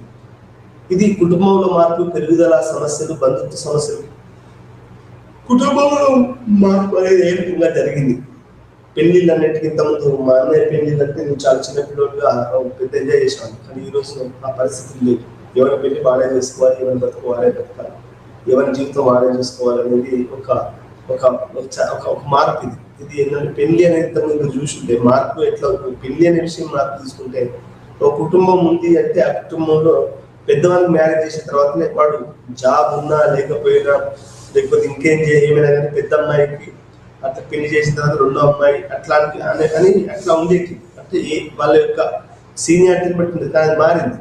అమ్మాయి పెద్దదా చిన్నదా ఇవి కాదు, ఎవరికి పెళ్లి చేసుకోవాలంటే అప్పుడు వాళ్ళు చేసుకోవాలి, సంసారాలు చేయాలి. చిన్న అమ్మాయి జాబ్ చేసుకొని చేసుకోకపోవచ్చు, తల్లిదండ్రుల దగ్గర ఉంటే. ఇప్పుడు పెద్ద అమ్మాయి సామాజిక కుటుంబ అది తీసుకొని కానీ ఎంతమంది అది లేకుండా కంపల్సరీ పెళ్లి చేసుకోవాలి అనే ఒక నిబంధన అనేది ఉంది. మీకు దానికి బైబిల్లో కూడా చెప్తారు, మానవుడు ఒంటరిగా ఉండడం మంచిది కాదు అని. మన ఖురాన్లో కూడా ఇంట్లోనే మ్యారేజ్ చేసుకోవాలని చెప్తారు. అంటే ఇట్లా రకరకాలుగా మనకు అనేటివి ఉన్నాయి. అంటే ఇక్కడ మన కుటుంబంలో మార్పులు, దాని యొక్క నిబంధనలు ఎట్లాంటి మార్పులు వచ్చాయి. ఉస్మానియా స్టూడెంట్స్ని, హెచ్సివి స్టూడెంట్స్ని, కాకతీయ యూనివర్సిటీని చూసి చాలా మంది పెళ్లి గారి వల్ల అంటే మార్పు వచ్చేసి వాళ్ళు చేసుకుంటారో చేసుకోరో కూడా తెలియదు. ఇవన్నీ వరకట్న వ్యవస్థలు మొదలైన వారి ప్రస్తుత ప్రభావం చూపే గతాన్ని కలిగి ఉన్నాయని చెప్పవచ్చు. పరిశీలనలో ఉన్న సమస్య లేదా సమస్య ప్రస్తుత స్థితిని అర్థం చేసుకోవడానికి ఈ గతం ముఖ్యమైన ఆధారాన్ని కలిగి ఉందనేది మనం అర్థం చేసుకోవాలి. గతం అనేది మనకు ఇది చాలా ఉపయోగపడుతుంది అనేది మనకు అర్థం చేసుకోవాలి. అంటే ఇన్స్టిట్యూషన్స్లలో ఎట్లా మార్పు వచ్చింది, సామాజిక వ్యవస్థలో ఎట్లా మార్పు వచ్చింది, కులంలో ఎట్లా మార్పు వచ్చింది, కుటుంబంలో ఎట్లా మార్పు వచ్చింది, బంధుత్వాలలో ఎట్లా మార్పు వచ్చింది, బంధుత్వాలలో ఎటువంటి ఇష్యూస్ ఉన్నాయి. మా చిన్నప్పుడు మా పెద్దమ్మ మా ఇంటికి వస్తే బుర్కా దాచి ఇంట్లో పెట్టేవారు. నాకు అది ఇంకా గుర్తుంది. పోయేటప్పుడు 10,000 రూపాయలు వచ్చి ఇంట్లో పెట్టేవారు. అంటే ఆ బంధుత్వాలు ఈ రోజుల్లో ఉన్నాయని నేను అనుకోవట్లేదు. ఎవరైనా వస్తే నీ బుర్కా దాచి ఇంట్లో అంటే నువ్వు ఉండుమని అని చెప్పే రోజులు పోయింది. వీడు ఎప్పుడు పోతాడా బాబురా, ఎప్పుడు పోతాడా అన్న ఇండివిజువలిజము అవన్నీ బాగా విపరీతంగా ఎక్కువ పెరిగాయి. మొత్తం సమాజమే అట్లా తయారైంది. అంటే ఒక ఆటమిక్ సమాజంగా మారింది, ఆటం లాగా మారింది అనేది మనం అర్థం చేసుకోవాల్సిన విషయం. హిస్టారికల్ సోషియాలజీ సమాజశాస్త్రం ఒక శాఖ లేదా ఉప విభాగంగా మనం దీన్ని చెప్పుకోవచ్చు. ఇది 20వ శతాబ్దంలో ప్రధానంగా సమాజశాస్త్రం మరియు చరిత్ర మధ్య ఖండన ఫలితంగా ఉద్భవించింది. హిస్టారికల్ సోషియాలజీ సమాజశాస్త్రంలో ఉపరంగం అలాగే క్రమశిక్షణ రెండు ప్రధాన సహకారాలు అందించే అవకాశం ఉంది. ముందుగా ఇది ఏ సమాజశాస్త్ర విశ్లేషణ చారిత్రాత్మకంగా ఉంచడంలో సహాయపడే సమాజశాస్త్ర విశ్లేషణకు ఫలితంగా చారిత్రాత్మకంగా మార్చగలదు. అంటే మనకు సోషియాలజీని కనుక మనం స్పష్టంగా చదివితే, మన సోషలాజికల్ దాన్ని చదివితే అది హిస్టారికల్ సోషియాలజీ అవుతుంది అనేది మనం ఇక్కడ అర్థం చేసుకోవాలి. విమర్శనాత్మకంగా చరిత్ర విశ్లేషణ అవసరమైన ముఖ్యమైన సామాజిక సమస్యలు తీయడానికి ఇది సహాయపడుతుంది. అయితే సమాజశాస్త్ర విషయంలో ఏదో విధంగా నివారించబడుతుంది, నిర్లక్ష్యం చేయబడుతుంది అనేది మనం అర్థం చేసుకోవాల్సిన విషయం అనేది మనకి అర్థం చేసుకోవాలి. హిస్టారికల్ సోషియాలజీ ఉపయోగం 20వ శతాబ్దంలో ఏర్పడిన చెప్పబడింది. ఇది ప్రాథమికంగా సమాజశాస్త్ర వర్తమానాన్ని ప్రత్యక్షంగా పరిశీలించడం, గతం యొక్క పరీక్ష పరిశీలన వచ్చిన సాక్ష్యాధారాల మధ్య వ్యత్యాసాన్ని సృష్టించడం అనేది మనకు ప్రారంభించింది. అంటే ఏంటంటే ప్రత్యేకంగా జరుగుతున్నటువంటి సమాజం, ఇప్పుడు జరుగుతున్నటువంటి సమాజంలో ఎట్లాంటి ట్రెండ్స్ ఉన్నాయి, ఎట్లాంటి సంక్షోభాలు ఉన్నాయి, ఇంత పెద్ద సంక్షోభాలు అనేటివి ఇంతకుముందు లేకుండా ప్రతిదీ కూడా సంక్షోభంగానే మారింది. ఈ రోజులలో అసలు బరకత ఎందుకు లేదు అనేది అప్పుడప్పుడు ఆలోచిస్తూ ఉంటాను. మనిషికి పీసు, శాంతి, ఉన్నదాంట్లో సంతృప్తి అనేది లేకుండా పోయింది. నువ్వు ఎంతున్నాగా ఉండాలనేది ఎక్కడి నుంచి వచ్చింది ఇదంతా అనేది కూడా నేను ఈ మధ్య కాలంలో ఆలోచిస్తున్నాను. అంటే ఈ యొక్క అబండెన్స్ అనేది మిస్సింగ్ అవుతుంది అనేది కూడా మనం ఇట్లా అర్థం చేసుకోవాలి. గతంలో ఒక ఇల్లు ఉంటే అదొక బుక్క బోధితే చాలు అన్నట్టు ఉండేది. వాళ్ళు ఏ వ్యవసాయమో ఏ గొర్రెలు కాసుకుంటారో, ఇప్పుడు అట్లా లేదు. అక్యుములేషన్ అనేది క్యాపిటలిజం ఏం చేసింది అంటే అక్యుములేషన్, నువ్వు ఎంత సంపాదిస్తే ఎంత ఫ్రాడ్ చేస్తే అంత మంచిది అనే ఒక జనజీవన సూత్రాన్ని అది అందించింది. అది ఏ రకంగా ఉంది అనేది మనం చూడాలి. ఒక కారు కాదు 4 కార్లు ఉండాలి, ఒక బైక్ కాదు 4 బైక్, ఒక ఫోన్ కాదు 3 ఫోన్లు ఉండాలి, ఒక డ్రెస్ కాదు 10 డ్రెస్సులు ఉండాలి, ఒక షూ కాదు 15 షూలు ఉండాలి, ఏ టైంకి ఆ టైం అట్లా. అంటే ఈ రకంగా మనకు అక్యుమిలేషన్ అనేది ఈ యొక్క పెట్టుబడిదారి విధానం యొక్క నేచర్లోనే ఉంది అనేది మనం అర్థం చేసుకోవాలి. మనం ఈ యూనిట్లో ఏం నేర్చుకున్నాము అనేది మనం చూస్తే ఇది మనకు చాలా విషయాలు చెప్పిందని మనం అర్థం చేసుకోవాలి. అంటే హిస్టారికల్ సోషియాలజీ అనేది విభిన్న విభాగాలు 20వ శతాబ్దంలో ఏర్పడిందని మనం చెప్పుకోవచ్చు. అంటే 20th సెంచరీలో ఇది ఏర్పడ్డదని మనం చెప్పవచ్చు. ఇది ప్రాథమికంగా సమాజశాస్త్ర వర్తమానాన్ని ప్రత్యేకంగా పరిశీలించడం, గతం యొక్క పరిశీలన నుండి వచ్చిన సాక్ష్యాధారాల మధ్య వ్యత్యాసాన్ని సృష్టించడం మొదలుపెట్టిందని చెప్పవచ్చు. అయితే ఇక్కడ మీకు ఇంకొన్ని కూడా మనం చెప్పాలి. ఈరోజు ఏంటి అంటే మనం దీంతో పాటుగా ఫుకియామా, ఆ తర్వాత పోస్ట్ మోడర్నిటీ అనే ఒక కాన్సెప్ట్ ఏదైతే వచ్చిందో మనకి, అంటే ఆధునికవాదం పోయింది, రీజన్ చచ్చింది, ఇప్పుడు అంత ఎమోషన్ ఇవే ఉంది అనేది మనం ఏదైతే చెప్పుకుంటున్నామో, రీజన్ లేదు అదేం లేదు అని చెప్తున్నాము, అది ఏ రకంగా వచ్చింది అనేది కూడా ఇక్కడ మనం చూడవలసినటువంటి అవసరం ఉంది. ఇప్పుడు మనకు ఫ్యూచర్ షాక్ అనే ఒక ఆల్ఫ్రెడ్ టోఫెల్లర్ కానివ్వండి, లేకపోతే నెట్వర్కింగ్ క్యాజువల్ నెట్వర్కింగ్ సొసైటీ కానివ్వండి, నెట్వర్క్స్ అనేది ఎట్లా పనిచేస్తాయి అనేది కూడా మనకి సమాజంలో ఎట్లాంటి మార్పులు వచ్చాయి. ఇప్పుడు పెళ్లిళ్ళు నెట్వర్క్, మీకు ఫిల్మ్స్ నెట్వర్క్స్, ప్రతిదీ కూడా నెట్వర్కింగ్ అనేది. అంటే నెట్వర్కింగ్ అంటే వెబ్ అండి. నెట్వర్క్ ఇప్పుడు మనకు సాలెగూడు అనేది ఉంటుంది కదా, అది ఇట్లా సాలెగూడు అట్లా చేసేసి సాలెగూడు లాగానే నెట్వర్క్ అనేది ఏ రకంగా ఉంటుంది అనేది మనం ఈ నెట్వర్క్ మీదనే మనకి ఈ సమాజం ఇప్పుడు మారింది అనేది. అంటే ఆధునిక అంతర్వాదంలో మనకి networking society, communicative access system, తర్వాత ఇవి ఏ రకంగా మాసివ్ కమ్యూనికేటివ్ యాక్సెస్ సిస్టమ్ అనేది ఏ రకంగా మారింది, ఎట్లా ఉంది, ఇట్లాంటి విషయాలన్నిటి కూడా మార్పు వచ్చింది అనేది మనం అర్థం చేసుకోవాలి. దళితులు ఏ రకంగా పోరాడుతున్నారు, అంబేద్కర్ ఫోటో పెట్టుకొని, లేకుంటే మార్క్సిస్ట్ కమ్యూనిస్ట్ జెండా పెట్టుకొని, బీజేపీ వాళ్ళు ఆర్ఎస్ఎస్ సిద్ధాంతకర్త భారతమాత ఫోటో పెట్టుకొని ఇవన్నీ ఏ రకంగా చేస్తా ఉన్నారు, వాళ్ళ యొక్క రాజకీయ కమ్యూనికేటివ్ యాక్షన్ థియరీ అంటారు దాన్ని, హెబర్మాస్ భాషలో చెప్పాలి అంటే అది ఏ రకంగా జరుగుతుంది అనేది ఇక్కడ మనం అర్థం చేసుకోవాల్సినటువంటి విషయం. ఇది మనం చారిత్రాత్మక సామాజిక శాస్త్రవేత్తాన్ని ఇవన్నీ కూడా అర్థం చేసుకోవడానికి, ఆధునిక సమాజాన్ని, ఆధునికాంతరవాదం వచ్చినటువంటి సమాజాన్ని అర్థం చేసుకోవడానికి ఇవన్నీ పనికొస్తాయనేది ఇక్కడ మనం అర్థం చేసుకోవాల్సినటువంటి విషయం. అంటే హిస్టారికల్ సోషియాలజీ అనేది మనం చరిత్రను ఎంతగా తవ్వితే మనం అంతగా. నేను ఫస్ట్ టైం ఉదాహరణకి స్త్రీల గురించి చదివినప్పుడు చాలా ఇప్పుడు సెకండ్ సెక్స్ చదివినప్పుడు ఆమె హిస్టరీ మీదనే ఒకటి రాసింది.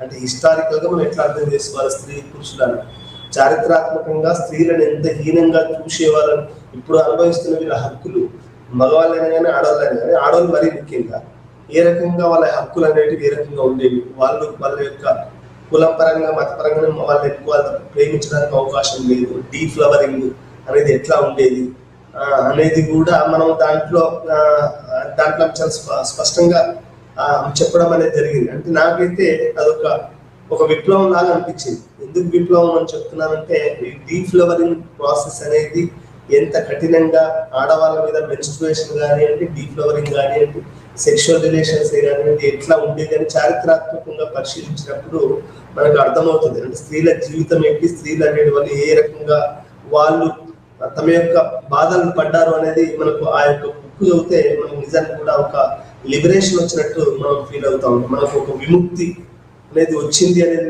నేనైతే ఫీల్ అయ్యాను. కార్ల్ మార్క్స్ అయితే అభిమానించాలో అదే రకంగా నేను ఈ యొక్క సెకండ్ సెక్స్ ని అభిమానించడం అనేది జరిగింది. అంటే మనకు సమాజంలో మనం ఈరోజు స్త్రీల మీద హింస కానివ్వండి, ఈ చిన్న విషయాలు, అసలు మనిషి అనేవాడు మనిషి ఏ రకంగా ఉండేవాడు, మన యొక్క సోషలైజేషన్ ప్రాసెస్, మగవాడు తన యొక్క ఆధిపత్యాన్ని స్త్రీల మీద సావర్నిటీ ఆఫ్ ది మెన్, అంటే తన యొక్క దాన్ని ఏ రకంగా ఆడవాళ్ళ మీదకి నెట్టివేశాడు అది అనేది ఆమె రాసిన విధానం. నాకు సరిగ్గా చెప్పరావట్లేదు అది, కానీ ఆమె రాసిన విధానం అయితే నేను చాలా అద్భుతంగా అమేజింగ్ గా ఫీల్ అయ్యాను.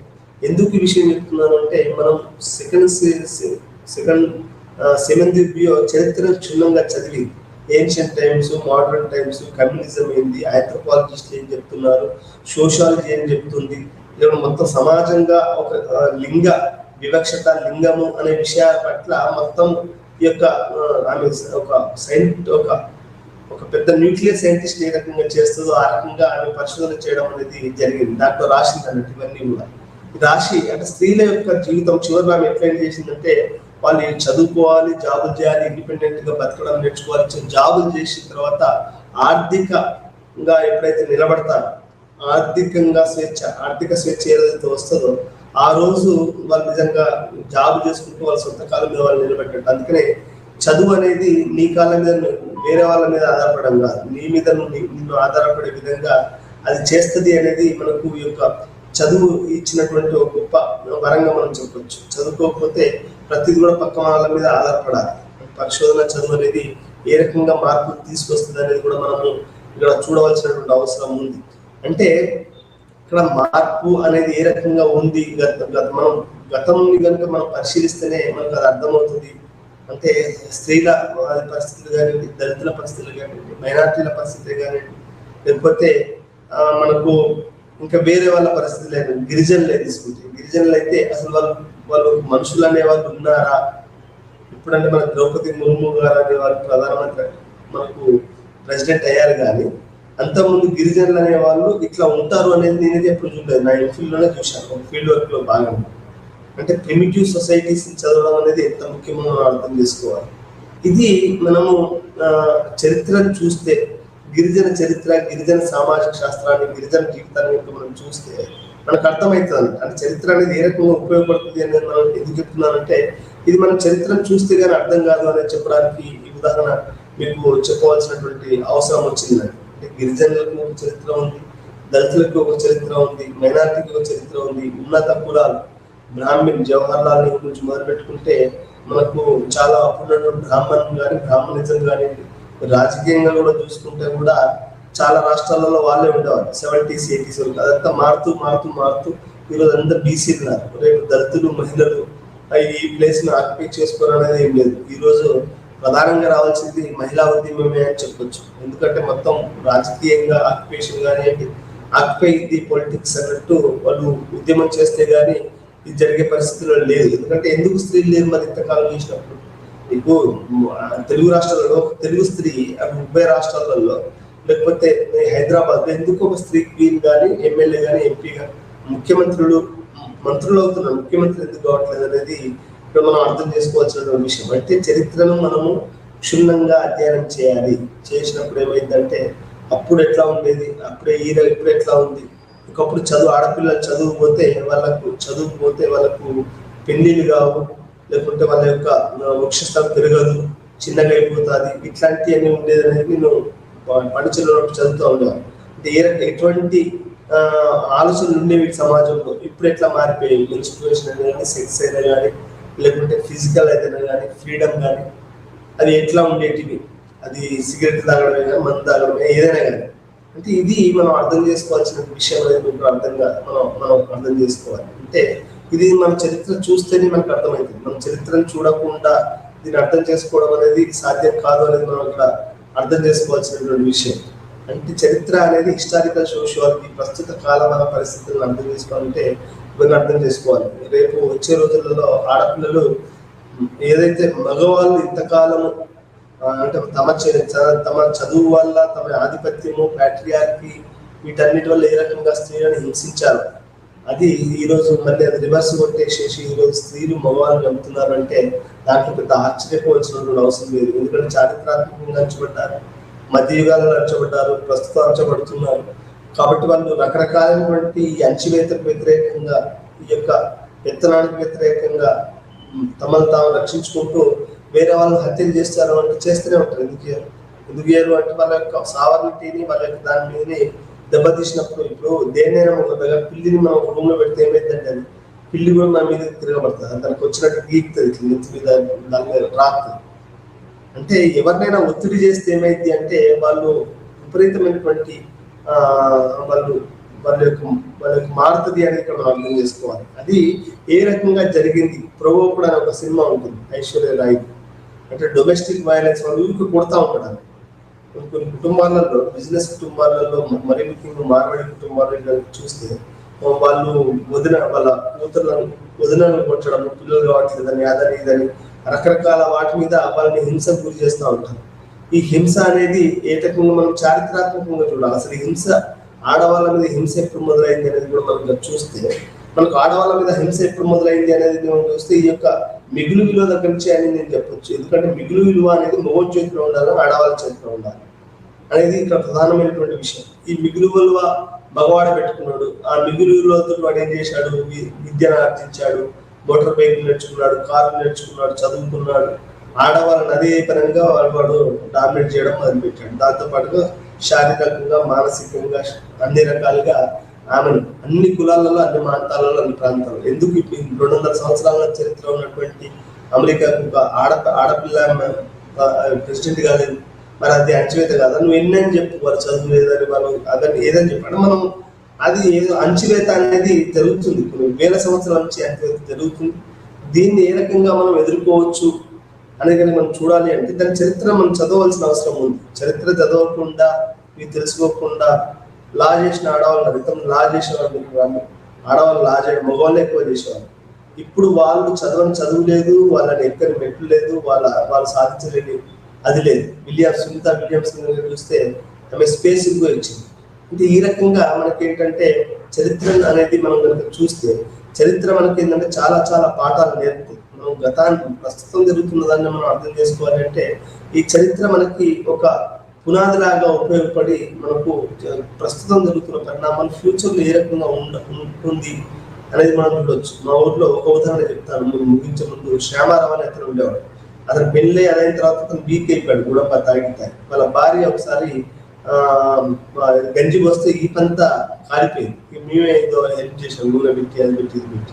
అంటే ఎందుకు చెప్తున్నాం అంటే మగవాళ్ళ ఆడవాళ్ళ మీద హింస చేయడం మొదలుపెట్టి ఇప్పుడు హింస అనేది రివర్స్ ట్రెండ్ అవుతుంది. దీనికి చరిత్రే కారణం. చరిత్రలో మనం తొంగి చూస్తే కానీ దీనికి గల కారణాలు అర్థం కావు. మన చరిత్ర అనేది సామాజిక శాస్త్ర, హిస్టారికల్ సోషియాలజీ ఉపయోగపడుతుంది అనేది చెప్తూ ఈ పాఠం ఇంతటితో ముగిస్తున్నాను. మరొక పాఠంలో మళ్ళీ కలుద్దాం. అప్పటివరకు సెలవు. నమస్కారం.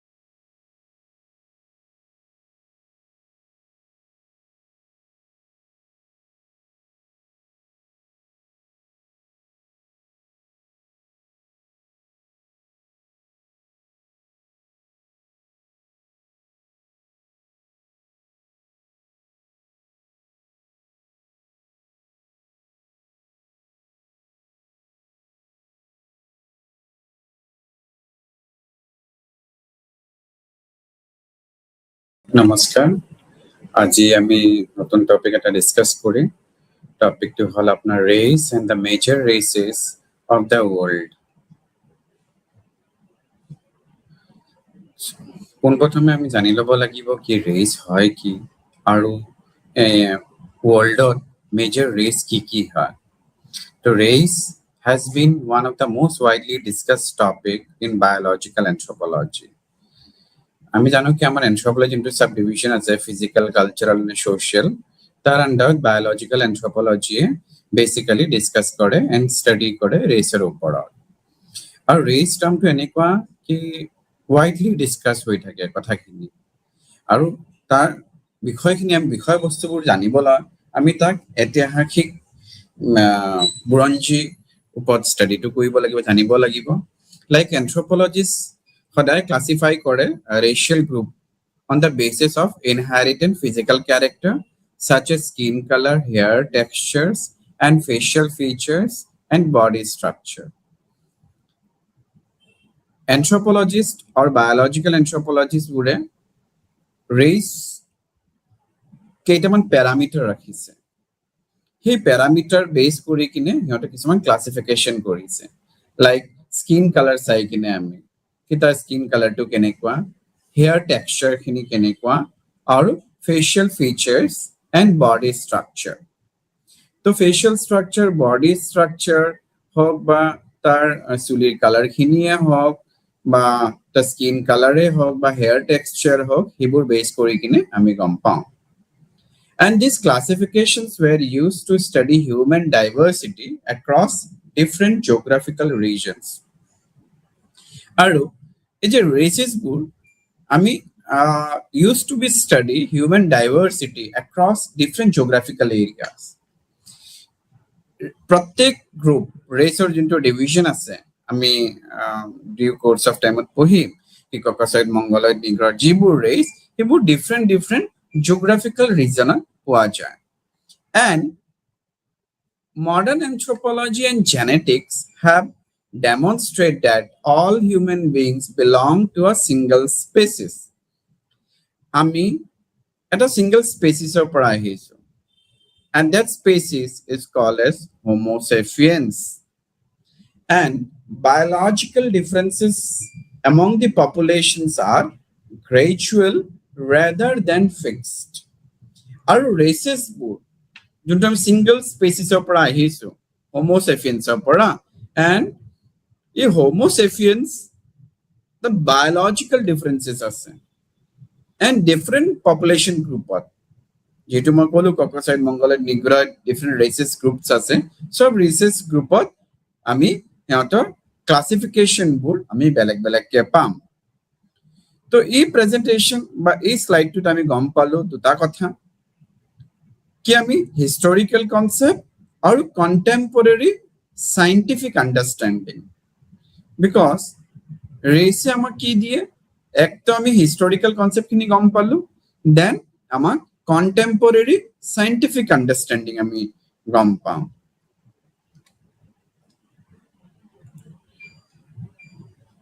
সো ইন্ট্রোডাকশন যদি আমি কবলে যাও রেসৰ তো it's fall under the biological anthropology or physical anthropology আমি কব পাৰো আর as we said that it's fall under it have certain parameter or the classifications junto hol eye shape so good shapes kenikwa skin color to kenika kola boga suli texture to kenikwa ke and thousands of years through adaptation of different environmental conditions migration and genetic inheritance are ebook characters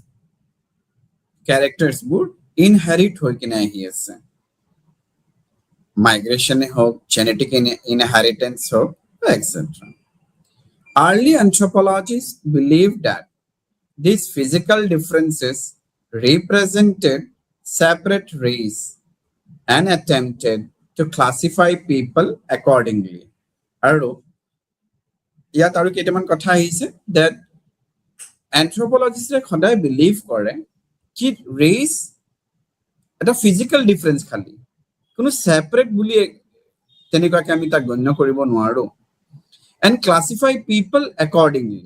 এতিয়া ককচইডে হওক মংগলয়েড হওক Negroid হওক যিবোৰ ৰেচেছবোৰ আছে সেই ৰেচেছবোৰ এটা আমি classification ৰাখিছো কি যদি যদি আমি ক'বলৈ বিচাৰো ককচইড মংগলয়েড বা নিগ্ৰইড যদি আমি নিগ্ৰইড এক্সাম্পলটো লওঁ তো তাৰ স্কিন কালাৰটো আমি কম ব্ল্যাক থাকিব তো স্কিন কালাৰ ব্ল্যাক থাকাৰ লগে লগে বা তাৰ হেয়াৰ টেক্সচাৰে হওক বা শেপ আই শেপ হওক সো ই বেস কৰি কিনে আমি এটা অনুমান লগাব পাৰো কি that is fall under that particular race. Advances in genetics have shown that these differences are relatively minor and there are no clear biological boundaries separating human population. And instead, human variation exists along a continuum reflecting our shared evolutionary history. তো আমি হিষ্ট্রিৰ পৰা যদি ট্ৰেস কৰি at present population লকে আহো তো আমি একো বেছি vast difference নাপাও because they are coming from a single species as I have already discussed in the earlier PPT. কি এটা হে স্পেচিছৰ পৰা এবোৰ classified বা differentiate বা separate হৈ গৈছে. And that is called as Homo sapiens বুলি আমি কওঁ. Then race basically হয় কি so traditionally race referred to a group of people who shared inherited yet inherited এর কথা কোৱা হৈছে that when we are discuss about inherited so certain genetical materials or genetical compositions which are come from next generation তো next generation of ji বস্তুবোৰ inherited হৈ আহিছে like আমি কব পাৰো skin color এ হোক hair texture হোক facial features হোক body proportions হোক কাবাৰ height কাবাৰ facial or কাবাৰ oval shape কাবাৰ বেলেগ shape সেইখিনি কথাখিনি সেইখিনি বস্তু basically কি হয় parental generation of offspring generation লকে carried out হয় বস্তু then আৰু এটা আমি character আমি চাব পাৰো that race does not determine intelligence কি কলা হৈছে তো কোনবা বেছি ইন্টেলিজেন্ট বগা হৈছে কোনবা কম হে তেনেকুৱা ৰেসে কিটো ডিফারেন্সিয়েট কৰিব নোৱাৰে আমি হিখিনি কথা ক'ব নোৱাৰো race does not determine the intelligence Kaaba personality behavior cultural achievement কোনবা আমি ক'ব পাৰো নেকি that a certain group of people or certain races they can achieve more in comparatively to some other races we can't compare about all this so we can't say that they are belong to so and so race so their personality or by intelligence is depend on so and so we can't say about all this I mean kobono or ekhni kotha modern anthropology recognize kore race largely historical classification and that historical classification jete mi etihasikik to sam আমি যেতে history খিনি সাম তেতে হিস্ট্রিটোৰ আমি এটা base ৰাখিম এই base খিনি হল সাইন্টিফিক ভ্যালিড হয় কি নহয় বায়োলজিক্যাল ক্যাটাগরি যদি সাইন্টিফিক ভ্যালিড biologically হয় then we can say that the statements are true so human population are genetically interconnected কালবত interconnected এটা ফিজিক্যাল ডিফারেন্সেস যেটো আমি চাই অবজার্ভ কৰিব পাৰো আৰু এখিনি বস্তু বেসিক্যালি যোনটো চাই আমি অবজার্ভ কৰিব পাৰো লাইক আমি স্কিন কালার কলো বডি জেস্চার কলো বা আমি তার ডিফারেন্ট হেয়ার স্ট্রাকচার তো এখিনি বস্তু এটা জিওগ্রাফিক্যাল কন্ডিশনত যেতিয়া থাকে that particular race that race should be adapted আৰু যেতিয়া হি অ্যাডাপ্ট হৈ যায় that particular area to তেতিয়া হি আৰু নিজকে তাৰ ক্যাৰেক্টাৰিক নেম ক'ব পাৰো কিন্তু হি ক্যাৰেক্টাৰ খিনি এদিন দুদিনত আহা নহয় it take long time and not adapt to different environmental conditions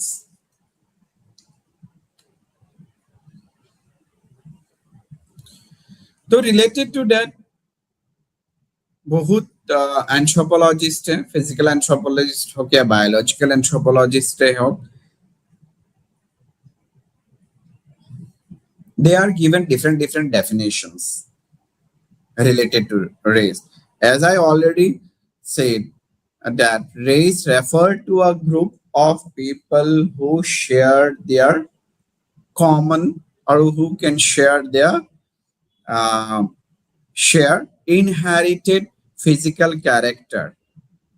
তো যেটা ইনহেরিটেড ফিজিক্যাল ক্যারেক্টার কথাখিনি কৈছো, তেতিয়া ইয়াত আৰু এটা কথা মন দিব লাগিব আমি কি লাইক দা ডিফারেন্ট বায়োলজিক্যাল এন্থ্ৰোপলজিষ্ট বা ফিজিক্যাল এন্থ্ৰোপলজিষ্ট ইহঁতৰ কিছুমান নিজৰ নিজৰ ডেফিনেশনস বোৰ দিছে। লাইক এল ক্ৰবাৰৰ কথাখিনি যদি আমি ক'বলৈ যাওঁ, biological grouping characterized by hereditary physical features. So biologically, that means same again, we can say that it can be transferred from the parental generation to the offspring or sharing the common inherited character. Common থাকিব এনেকুৱা নহয় কি বেলেগে কিবা আৰু as per AC Hardin. Then another definition is saying that the scientific understanding of their time, contemporary anthropology, however, consider this definition to be historically significant rather than scientifically accurate. So, yatami kobo pari that historically significant rather than scientifically accurate. Jodi ami historically saiso tar etihakik khini salo ki boa ki tar hor khatsa bu theniko ake but the characteristics bu jodi teneko hoy but scientifically valid thakibo lagibo, scientifically accurate thakibo paribo. And modern research shows that genetic variation is continuous across populations and no human group can be completely separate into distinct a biological race. Race ami Caucasoid, Mongoloid, Negroid সবৰ এটা নিজৰ নিজৰ এটা distinct biological character আছে, কিন্তু আমি একদম human গ্ৰুপৰ পৰা সেপাৰেট কৰি দিব নোৱাৰো আৰু সেপাৰেট কৰি দি কিনে ক'ব নোৱাৰো কি হেতু ৰেস বুলি নহয় বা it's not fall under the same species, আমি এইখিনিৰ কথা ক'ব নোৱাৰো। Therefore, the concept of race is now understood within its historical and social context. So race is now understood on what? Its historical and social context.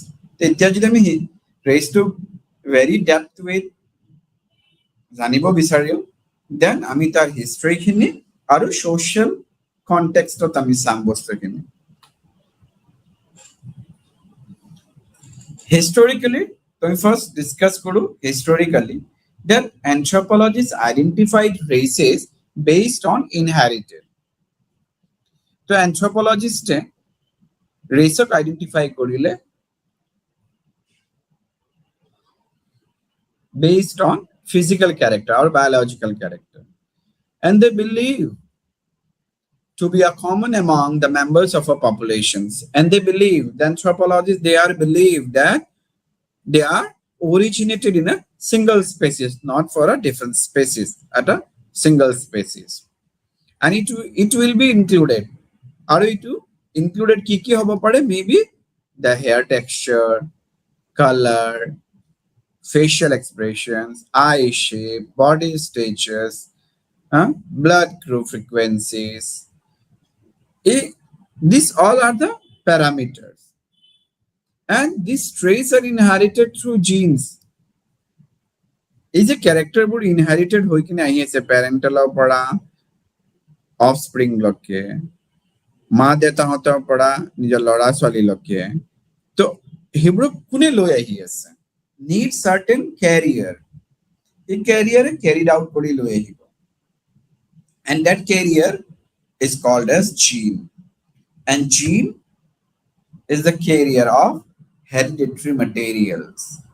Amar hibur materials burako amar chromosome, in our inside the body there will be a chromosome,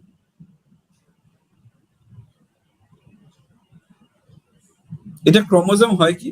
Chromosome is a thread-like structures which are present in our body. And no single character is unique to any one group. And this is the considerable overlap among populations. Modern anthropology emphasizes that these traits represent normal human variation rather than distinct biological races. তো আমি historical যদি চাবলৈ যাওঁ, that is based, this includes a skin color, hair texture, facial feature, eye shapes, etc.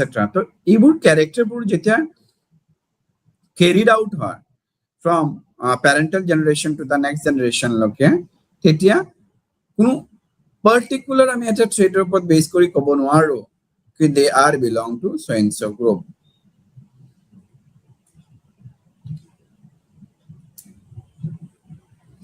যেতিয়া আমি ৰেচৰ কথাখিনি কৈছো, ৰেচৰ লগত আন এটা টাৰ্ম এছ'চিয়েটেড হৈ আছে, that is called as ethnicity and nationality.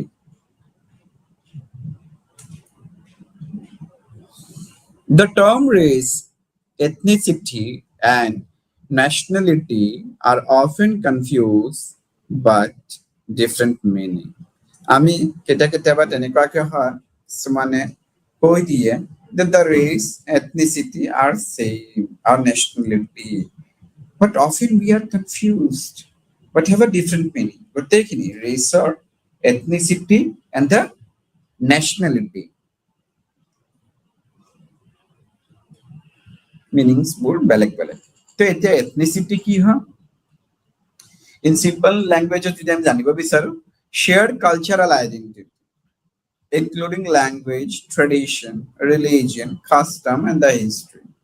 আমি যেতিয়া ethnicity কথা কম, তেতিয়া ethnicity কোৱাৰ লগে লগে আমাৰ মাইণ্ডৰ কোৱেশ্চন, আমাৰ মাইণ্ডত আহি যাব লাগিব that it should be a shared cultural identity that we in Northeast, one of the example, that most of the tribal communities they are belong to different location, territory, areas of us. But ইহঁতৰ cultural identity, particular group, if we have said about the Garo community, ইহঁতৰ নিজৰ এটা language আছে।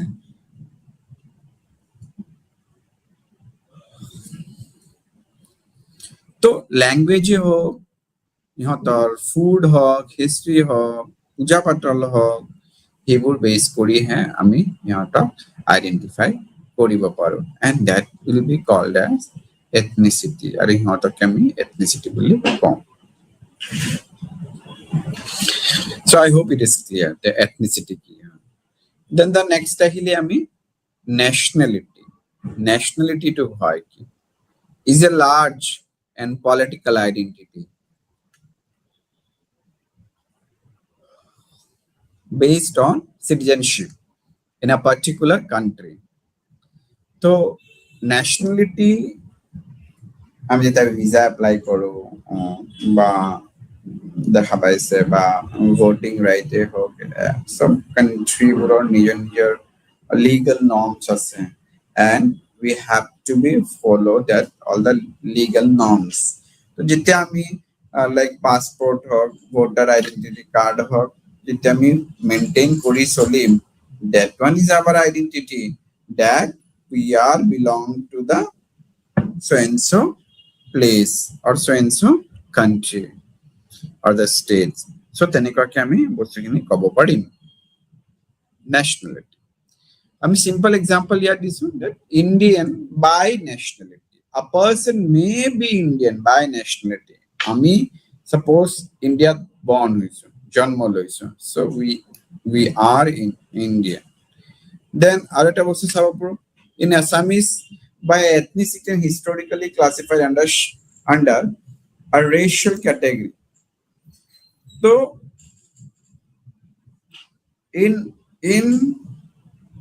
Assamese community, or if we say that Assamese ethnicity, that it is basically racially categorized, and these distincts help to avoid confusion the state of anthropology and sociology.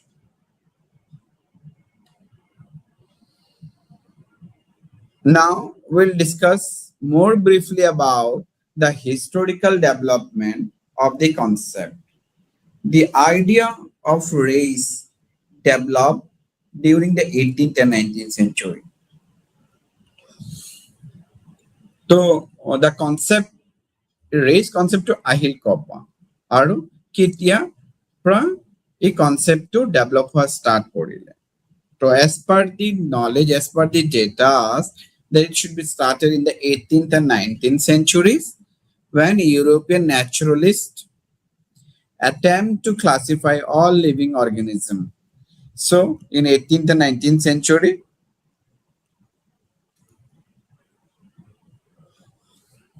European naturalist কি করিলে classify start করিলে classify the organism বলে they are the singular species, multicellular or whatever species they are started. Then Thomas Huxley and Griffith Taylor characterized that these classification were widely accepted for many years. এটা যিবোৰ character বোৰৰ discuss কৰা হৈছে সেই character বোৰ সেই associated character বোৰ widely লোকে accept কৰা হৈছে. And this classification based on physical characteristics, and these classifications were widely accepted of many years and influence the anthropology, biology and human variation is composed. It continues, cannot be divided into rigid biological characters. So আমি এখানে যে biological characters বোৰ আছে কিন্তু আমি scientifically valid বুলি ক'ব পাৰো তো সেইবোৰ that human variations continues then cannot be divided into the rigid biological groups. So আমি ভাগ কৰি দিব নোৱাৰি.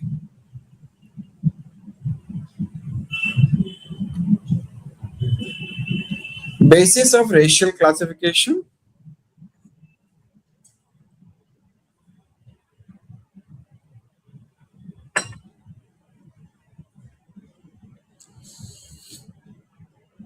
Early anthropologists used several physical characteristics to classify human population into race, and this includes skin pigmentations, hair form, eye color, nose shape, skull size, facial measurement, body proportions, and blood group frequencies. ইয়াত basically কি divide হৈ আছে ইয়াত আমি পাই আছো the body proportions, blood groups, frequencies and anthropometric measurement such as cephalic index, nasal index were commonly used in physical anthropology. Then the commonly used in physical anthropology. So physical anthropology classify যেতিয়া কৰে তেতিয়া কিছুমান pigmentation চাই কিনে হয়তো skin pigmentation, hair formতে হোক, eye color হোক, nose shape হোক, body proportion, blood groups etc. সেইবোৰ বেস কৰি কিনে আমি সিহঁতক ক্লাসিফাই কৰিব পাৰো আৰু তাৰকে আমাৰ তাত মেজারমেন্ট আছে আমাৰ তাত ইনস্ট্ৰুমেন্ট আছে so that through that instrument also we can done all these things. তো এইখিনি বস্তু অকমান চাই থাকিব লাগে. Then anthropometric measurement তো আমি বহুত বস্তুবোৰ পাম লাইক যদি আমি ক'ব বিচাৰো cephalic index to ওলাব পাৰো, nasal index কি তাৰ ইয়াৰ পৰা ইয়ালৈকে কিমান length আছে তেনেকুৱাকে আমি ওলাব পাৰো. Then used in physical anthropology, although this এইবোৰ কিছুমান methods and through these methods help the document human diversity. Modern research has shown that such characteristics vary gradually across populations and do not support the existence of distinct biological races.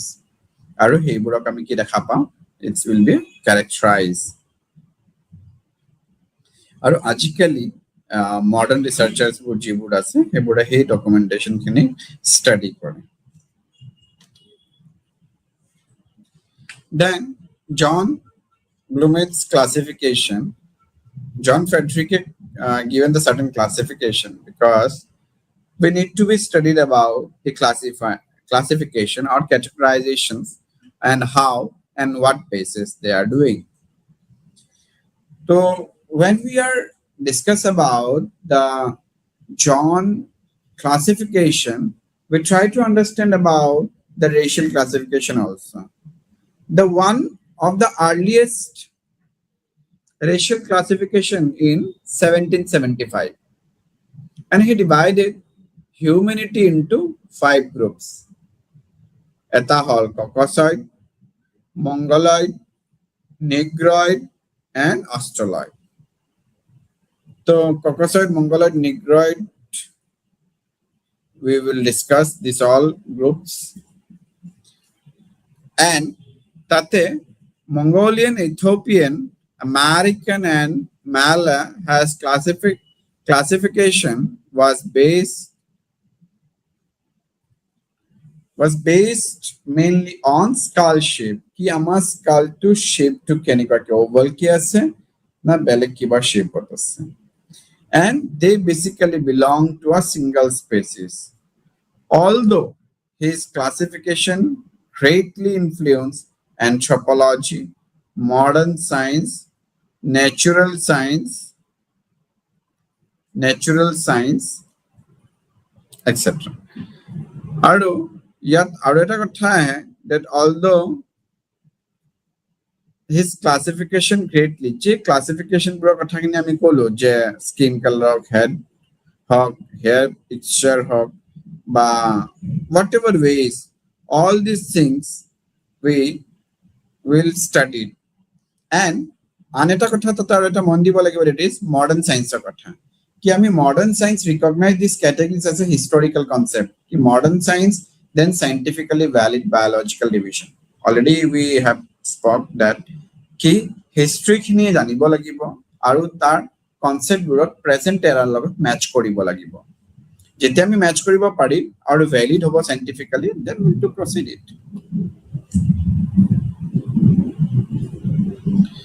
Then traditional major races of the world, get one major races as anthropologists commonly grouped human into 3 broad racial categories: Caucasoid, Mongoloid, Negroid.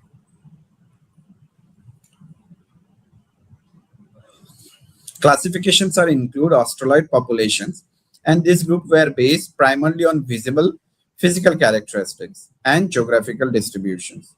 While these terms are still discussed in the history, and this term still discussed in the history of anthropology, modern anthropologists use them only to understand and development of anthropological thought, not as an accurate representation of human biological diversity. So when we'll categorize that, on that time also there are certain category or the divisions are there. Here is said about basically they have given the focus on the Caucasoid group. Caucasoid race include population from Europe, North Africa, Middle East, part of South Asia. The Caucasoid group, North Africa, Middle East, and European country. And basically यहाँ तो character खिनी that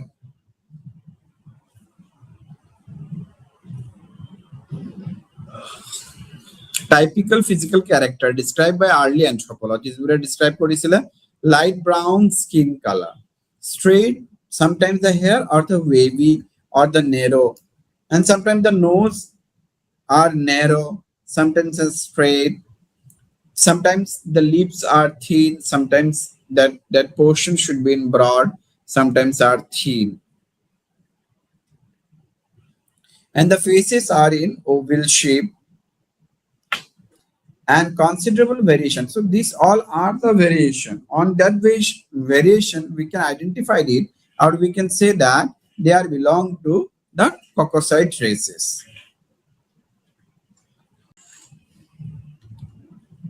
Then next time we discuss Mongoloid races. Mongoloid classification traditionally referred to population of East Asia. So Mongoloid race to basically East Asia, Praha, Central Asia, Southeast Asia, Africa region, and indigenous people of the Americans. Commonly যদি আমি describe কৰিব বিচাৰো ইহঁতৰ character খিনি তো আমি same বস্তুখিনিয়ে পাম কি the light skin color based on the facial expressions, broad faces, epicanthic eye fold. Epicanthic means the eye was fold like this, differently, or sometimes it happened that certain other characteristics is also associated with this. Then epicanthic eye fold, and these traits are adaptations to environmental and evolutionary factors rather than the indicators of separate biological reactions. So that character will not develop in a 1 day and 2 day. It's take a time, and this character rather than indicate of separate biological races. And with these races, modern anthropology studies these populations through genetic migrations and evolutionary history. Tami khini jodi study koriba laga hai tam jani bola that traditions khini, then they should to be know, they must to be know that basically the genetical compositions and the certain other factors is also associated with this.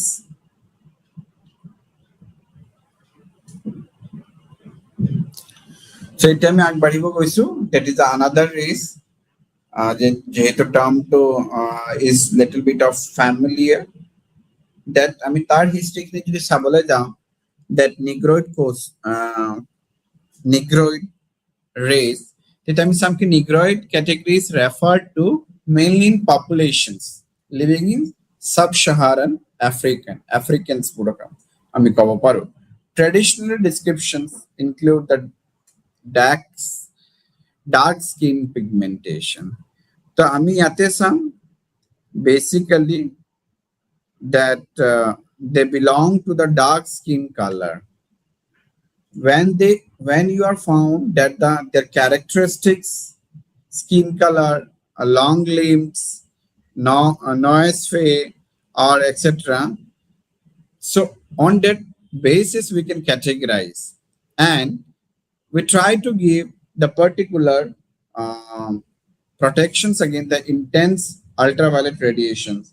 Aru eta bostu ami sai diba pari ki jetia ami kom ki negroid race, they are the dark skin color, or they are epicanthic fold, or the hair textures are differ. So on the same replica it's happen in the other groups also, so that we keep it in mind.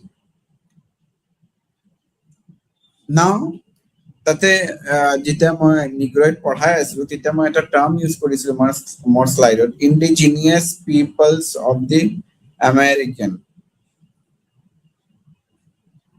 তো that indigenous peoples of North and South America were traditionally grouped with Mongoloid races. So they are traditionally আমি কব পাৰো the Mongoloid races because of certain physical similarities. Archaeological and genetics evidence struggle as though the being the land bridging thousands of years ago.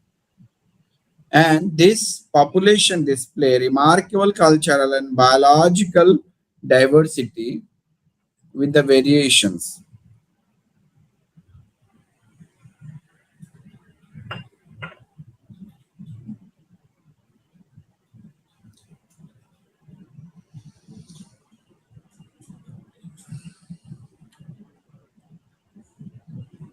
Polynesians populations, and they are basically inhabited in Central and South Pacific areas and oceans including the Somia, Tonga, Hawaii, and New Zealand, and they are generally characterized by brown skin. Like আমাৰ যেনেকা কলা থাকে বা কিছুমানৰ অকমান dark তেনেকুৱা সিহঁতৰ brown skin, tall stature, muscular build, and wavy hair. So on that basis also it will be O. Then their ancestors were skilled navigators who migrated across vast oceans distances. Modern anthropological research focus on migration pattern, key way they are migrated from one place to another place.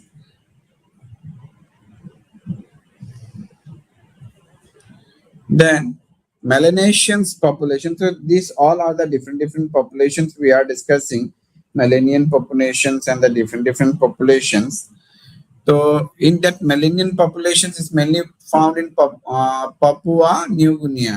So it is basically the Melanesians populations are found in New Guinea and the Solomon Island, Fiji, and the nearby the other areas. And despite some gradual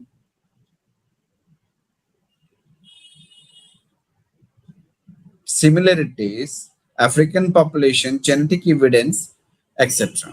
And their diversities illustrate how similar physical traits can evolve independently in a different environment. The Thanda Jagatu Janikake, like the races, Caucasoid, are grown up, same its replicas happen in the Papua New Guinea side of them, but different location of them.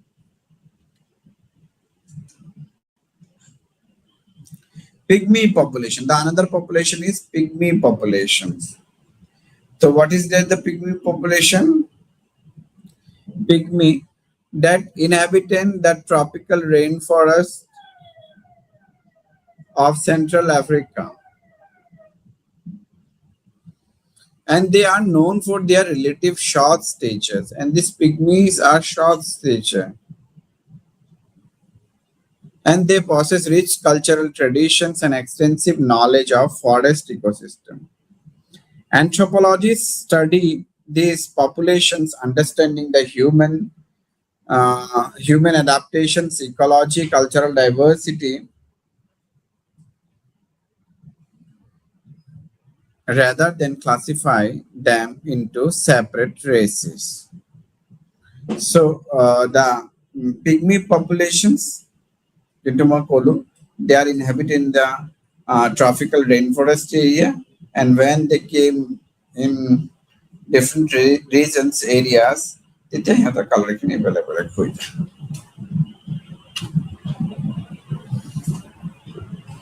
Now, the environmental adaptations that, as I said, like dinosaurs is one of the example. Dinosaurs can't adjust in the particular environment. So at a time, what will happen that that's gone down, means it's vanished, totally vanished. So we need that basically to be characterized, to be keep it. So it will help us.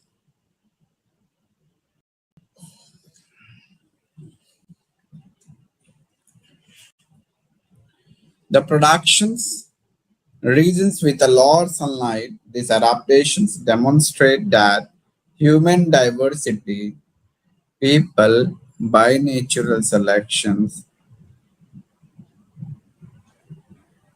etc. तो हमें natural selection से हो बा जी या तो example से darker skin protector against strong ultraviolet. The skin color protect against strong ultraviolet rays, and these adaptations demonstrate the human populations and this adaptation demonstrate that human diversity shaped by natural selections rather than the fixed racial category. Skin color variations, এটা আমি এটাকে জান কি we say that it's we characterize on the certain characteristics. It should be categorized on the skin color first. The first category is skin color.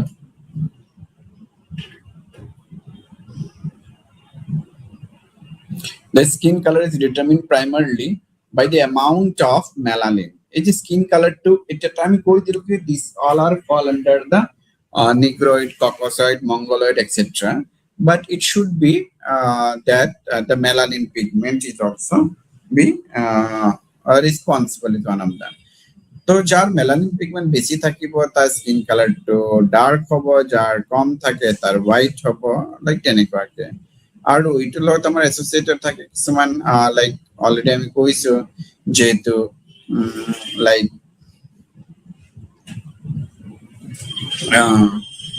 environment.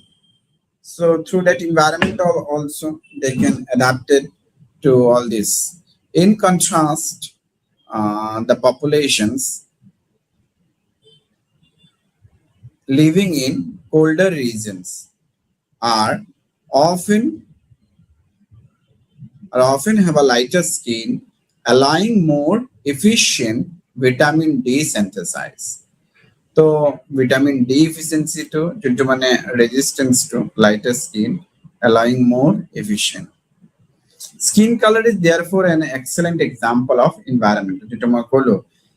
Race or biologically to ase aru kisuman base koribo ta environmental adaptation kot thake কেনেকুৱাকে তাৰ লাইফষ্টাইলছ সেইটো বেছ কৰে. দেন ইয়াত basically আমি এটা গুৰুত্ব দিব পাৰি ডেট ইজ এনভাইৰনমেণ্টেল এডাপ্টেশ্যনটো আমি ক'ব পাৰি, and it should be use on the basis of defining races.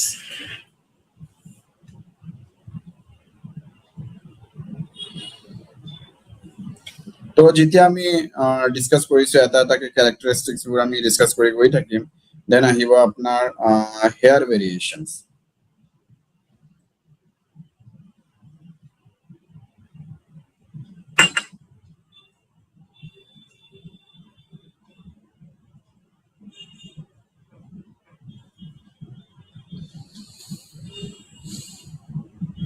Human hair varies in color, thickness,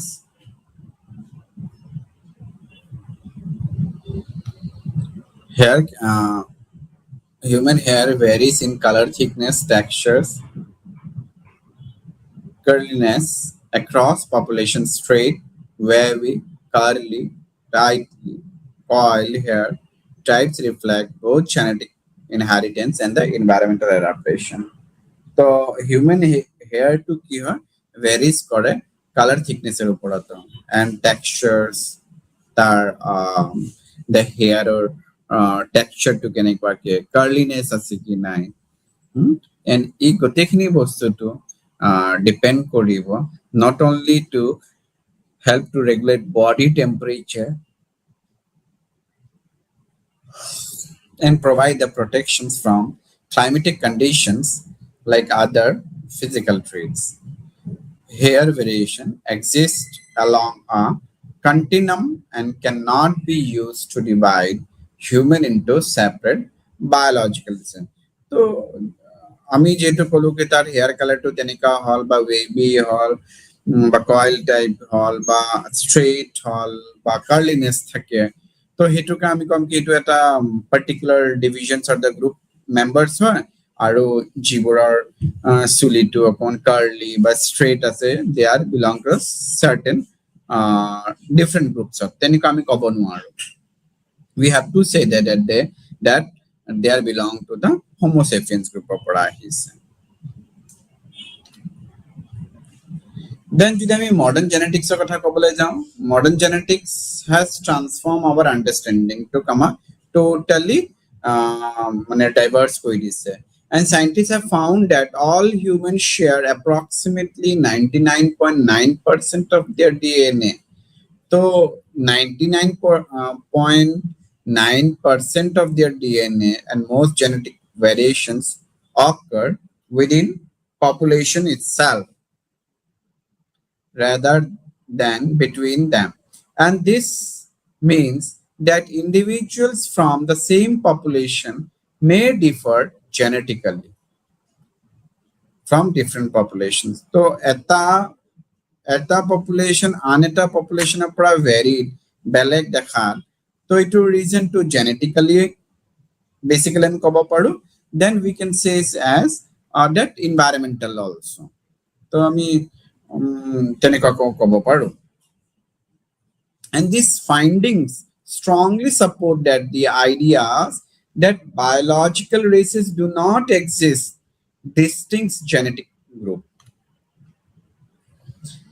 So তার লগত 1950s UNESCO raceৰ এটা statement দিছিলে সেই statementটো আছিলে declaring that all human being belong to the same species same species means Homo sapiens and that no scientific evidence support that they believe that one race is superior to another yes এটো আমি একো কব নোৱাৰো যে কি কলাটো বেছি superior হয় bogato কম বা bogato বেছি superior যা boga skin color আছে white skin color they are superior or inferior we can't say the UNESCO statement to hitu clearly কৈছে হেতু বেস করে আমি কব নোৱাৰো কাবাৰ ইন্টেলিজেন্সি কাবাৰ কালচারাল অ্যাচিভমেন্ট আমি গোটেইখিনি বস্তুটোকে আমি কব নোৱাৰো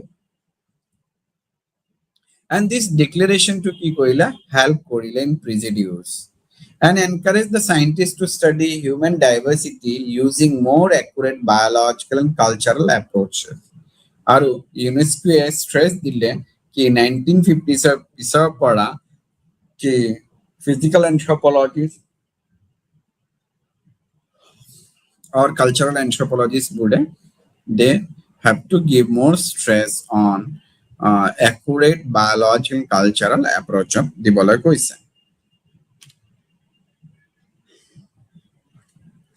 race and racism race যোনটা আমি গম পালো historical classification is based on physical characteristics and whereas racism is the belief that some groups are superior race also is a classification based on physical characteristics race to ki hai race based on physical characteristics ami base sai kine ki kola boga hair textures eye color hebur base kori ami koba paru race to kintu racism ki hai racism is the belief that some groups are superior or inferior because of these characteristics kuntu characteristics physical characteristics is called as the races jibur eyes nose etc and racism hol belief that some groups are superior and some groups are inferior racism has contributed to discrimination inequality slavery colonialism and human rights violations throughout history anthropology strongly rejects racism and promotes respect for human dignity, equality, and cultural diversity. Understanding the difference between the race and racism is essential for building inclusive society. So, আমি জানিবহে লাগিব race আৰু racism মাজত কিবা difference আছে নেকি যদি difference খিনি আছে তো কি ডিফাৰেন্স আছে আৰু তাক আমি শর্ট ইট আউট কৰিব লাগিব contemporary anthropological perspective that anthropology no longer classify human into fixed biological races. Modern anthropology would have no longer classified human into a fixed biological classes. Instead, they study the population genetics, evolutionary biology, migrations, adaptations to explain human diversity. The concept of clinical variation shows that physical traits change gradually across geographical regions rather than forming distinct racial boundaries. And this approach provides a more accurate understanding of the biological unity and diversity of humankind.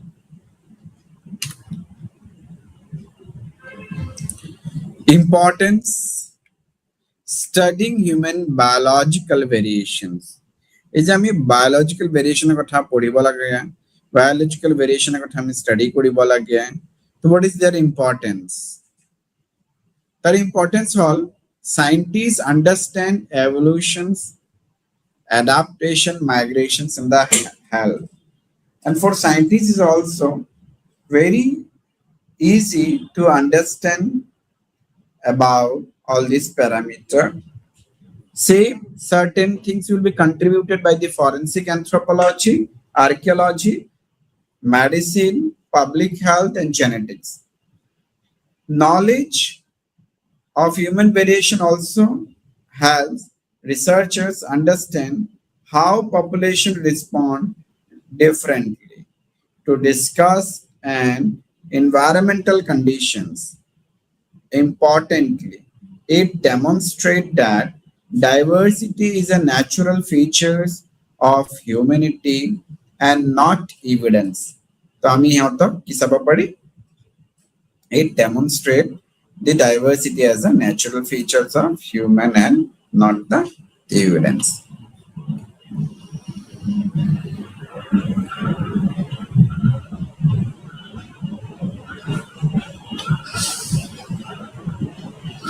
তো just আমি অকণ তাৰ সামাৰি পাৰ্টত যদি আমি অকণ study কৰিব বিচাৰো কি ৰেচটো হয় কি ৰেচৰ ক্লাছিফিকেশ্যন কি পালো ৰেচ এণ্ড ৰেচিচিজমৰ মাজত কি ডিফাৰেন্স হয় আৰু ৰেচটোৰ কি পেৰামিটাৰত আমি ক্লাছিফাইড কৰিব পাৰো এই গোটেইখিনি এটা just সামাৰি Race has evolved significantly over time. It was a notun concept নহয় যে আজি আমি study কৰি আছো that concept was vast in terms of is what that the আগতে কোনো ডিসকাস কৰা নাছিলে ৰেচৰ ইমান ডেপথত গৈ কিনে but the due course of time so the modern days লগতো কিছুমানে classified কৰে বা বেস কৰি চাই আৰু human into racial group based on physical characteristics তো কিছুমান physical characteristics আছে যেনে মই ক'লো কি skin color hair textures আৰু কিছুমান কি হয় মাইগ্ৰেট হৈ কিনে আহে এটা জায়গা পৰা আন এটা জায়গা তো যেতিয়া ইহঁতৰ এইবোৰ characteristics বোৰ আমি জানো কি মা দেউতাহঁতৰ পৰা দেউতা ল'ৰা ছোৱালীলৈকে আহে এইবোৰ character but the character to যোনটো transfer কৰে যোনে লৈ আহে that should be called as gene and gene is present in our body a gene basic function to হল কি materials বোৰ carried out কৰি লৈ আহে today anthropologists focus on human populations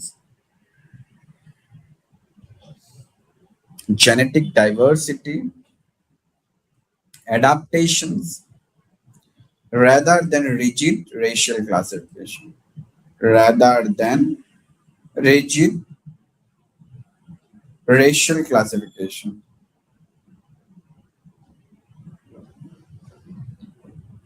And today's anthropologist has given the emphasis on genetic diversity and adaptation that highlight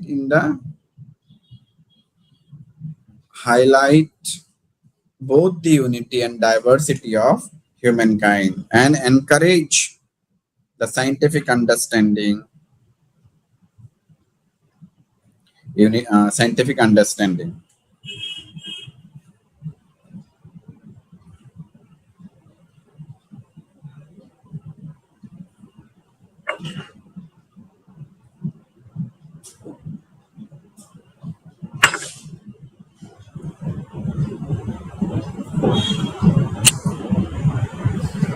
This modern perspective highlights both the unity and diversity of humankind and encourage scientific understanding. कि आमी जेते आमी classified करो बा differentiate करो like already the UNESCO statement junto कि कोनो एनेकुआ कथा नाइ कि superior or inferior, the blacks are inferior and the whites skin people they are the superior. There will be no such a evidence for that, and the intelligence also কোনো তাৰ ওপৰত আমি ক'ব নোৱাৰি.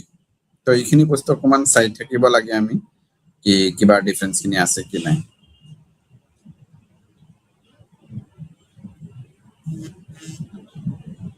Then আমি যে তার conclusion, now we'll enter into the conclusion part. That should be like study the races important.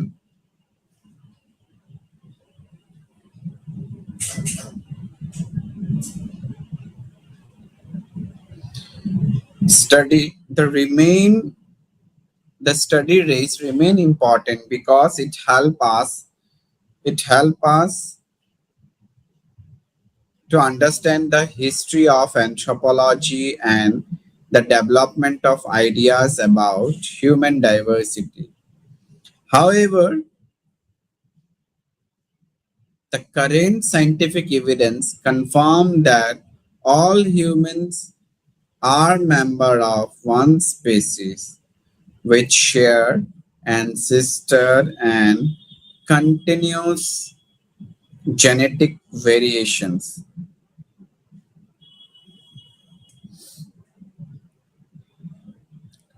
So here we have understood that the study of race remain important because it help us to understand the history of anthropology or history and the development the ideas of human diversity কথা খিনি আমি জানি.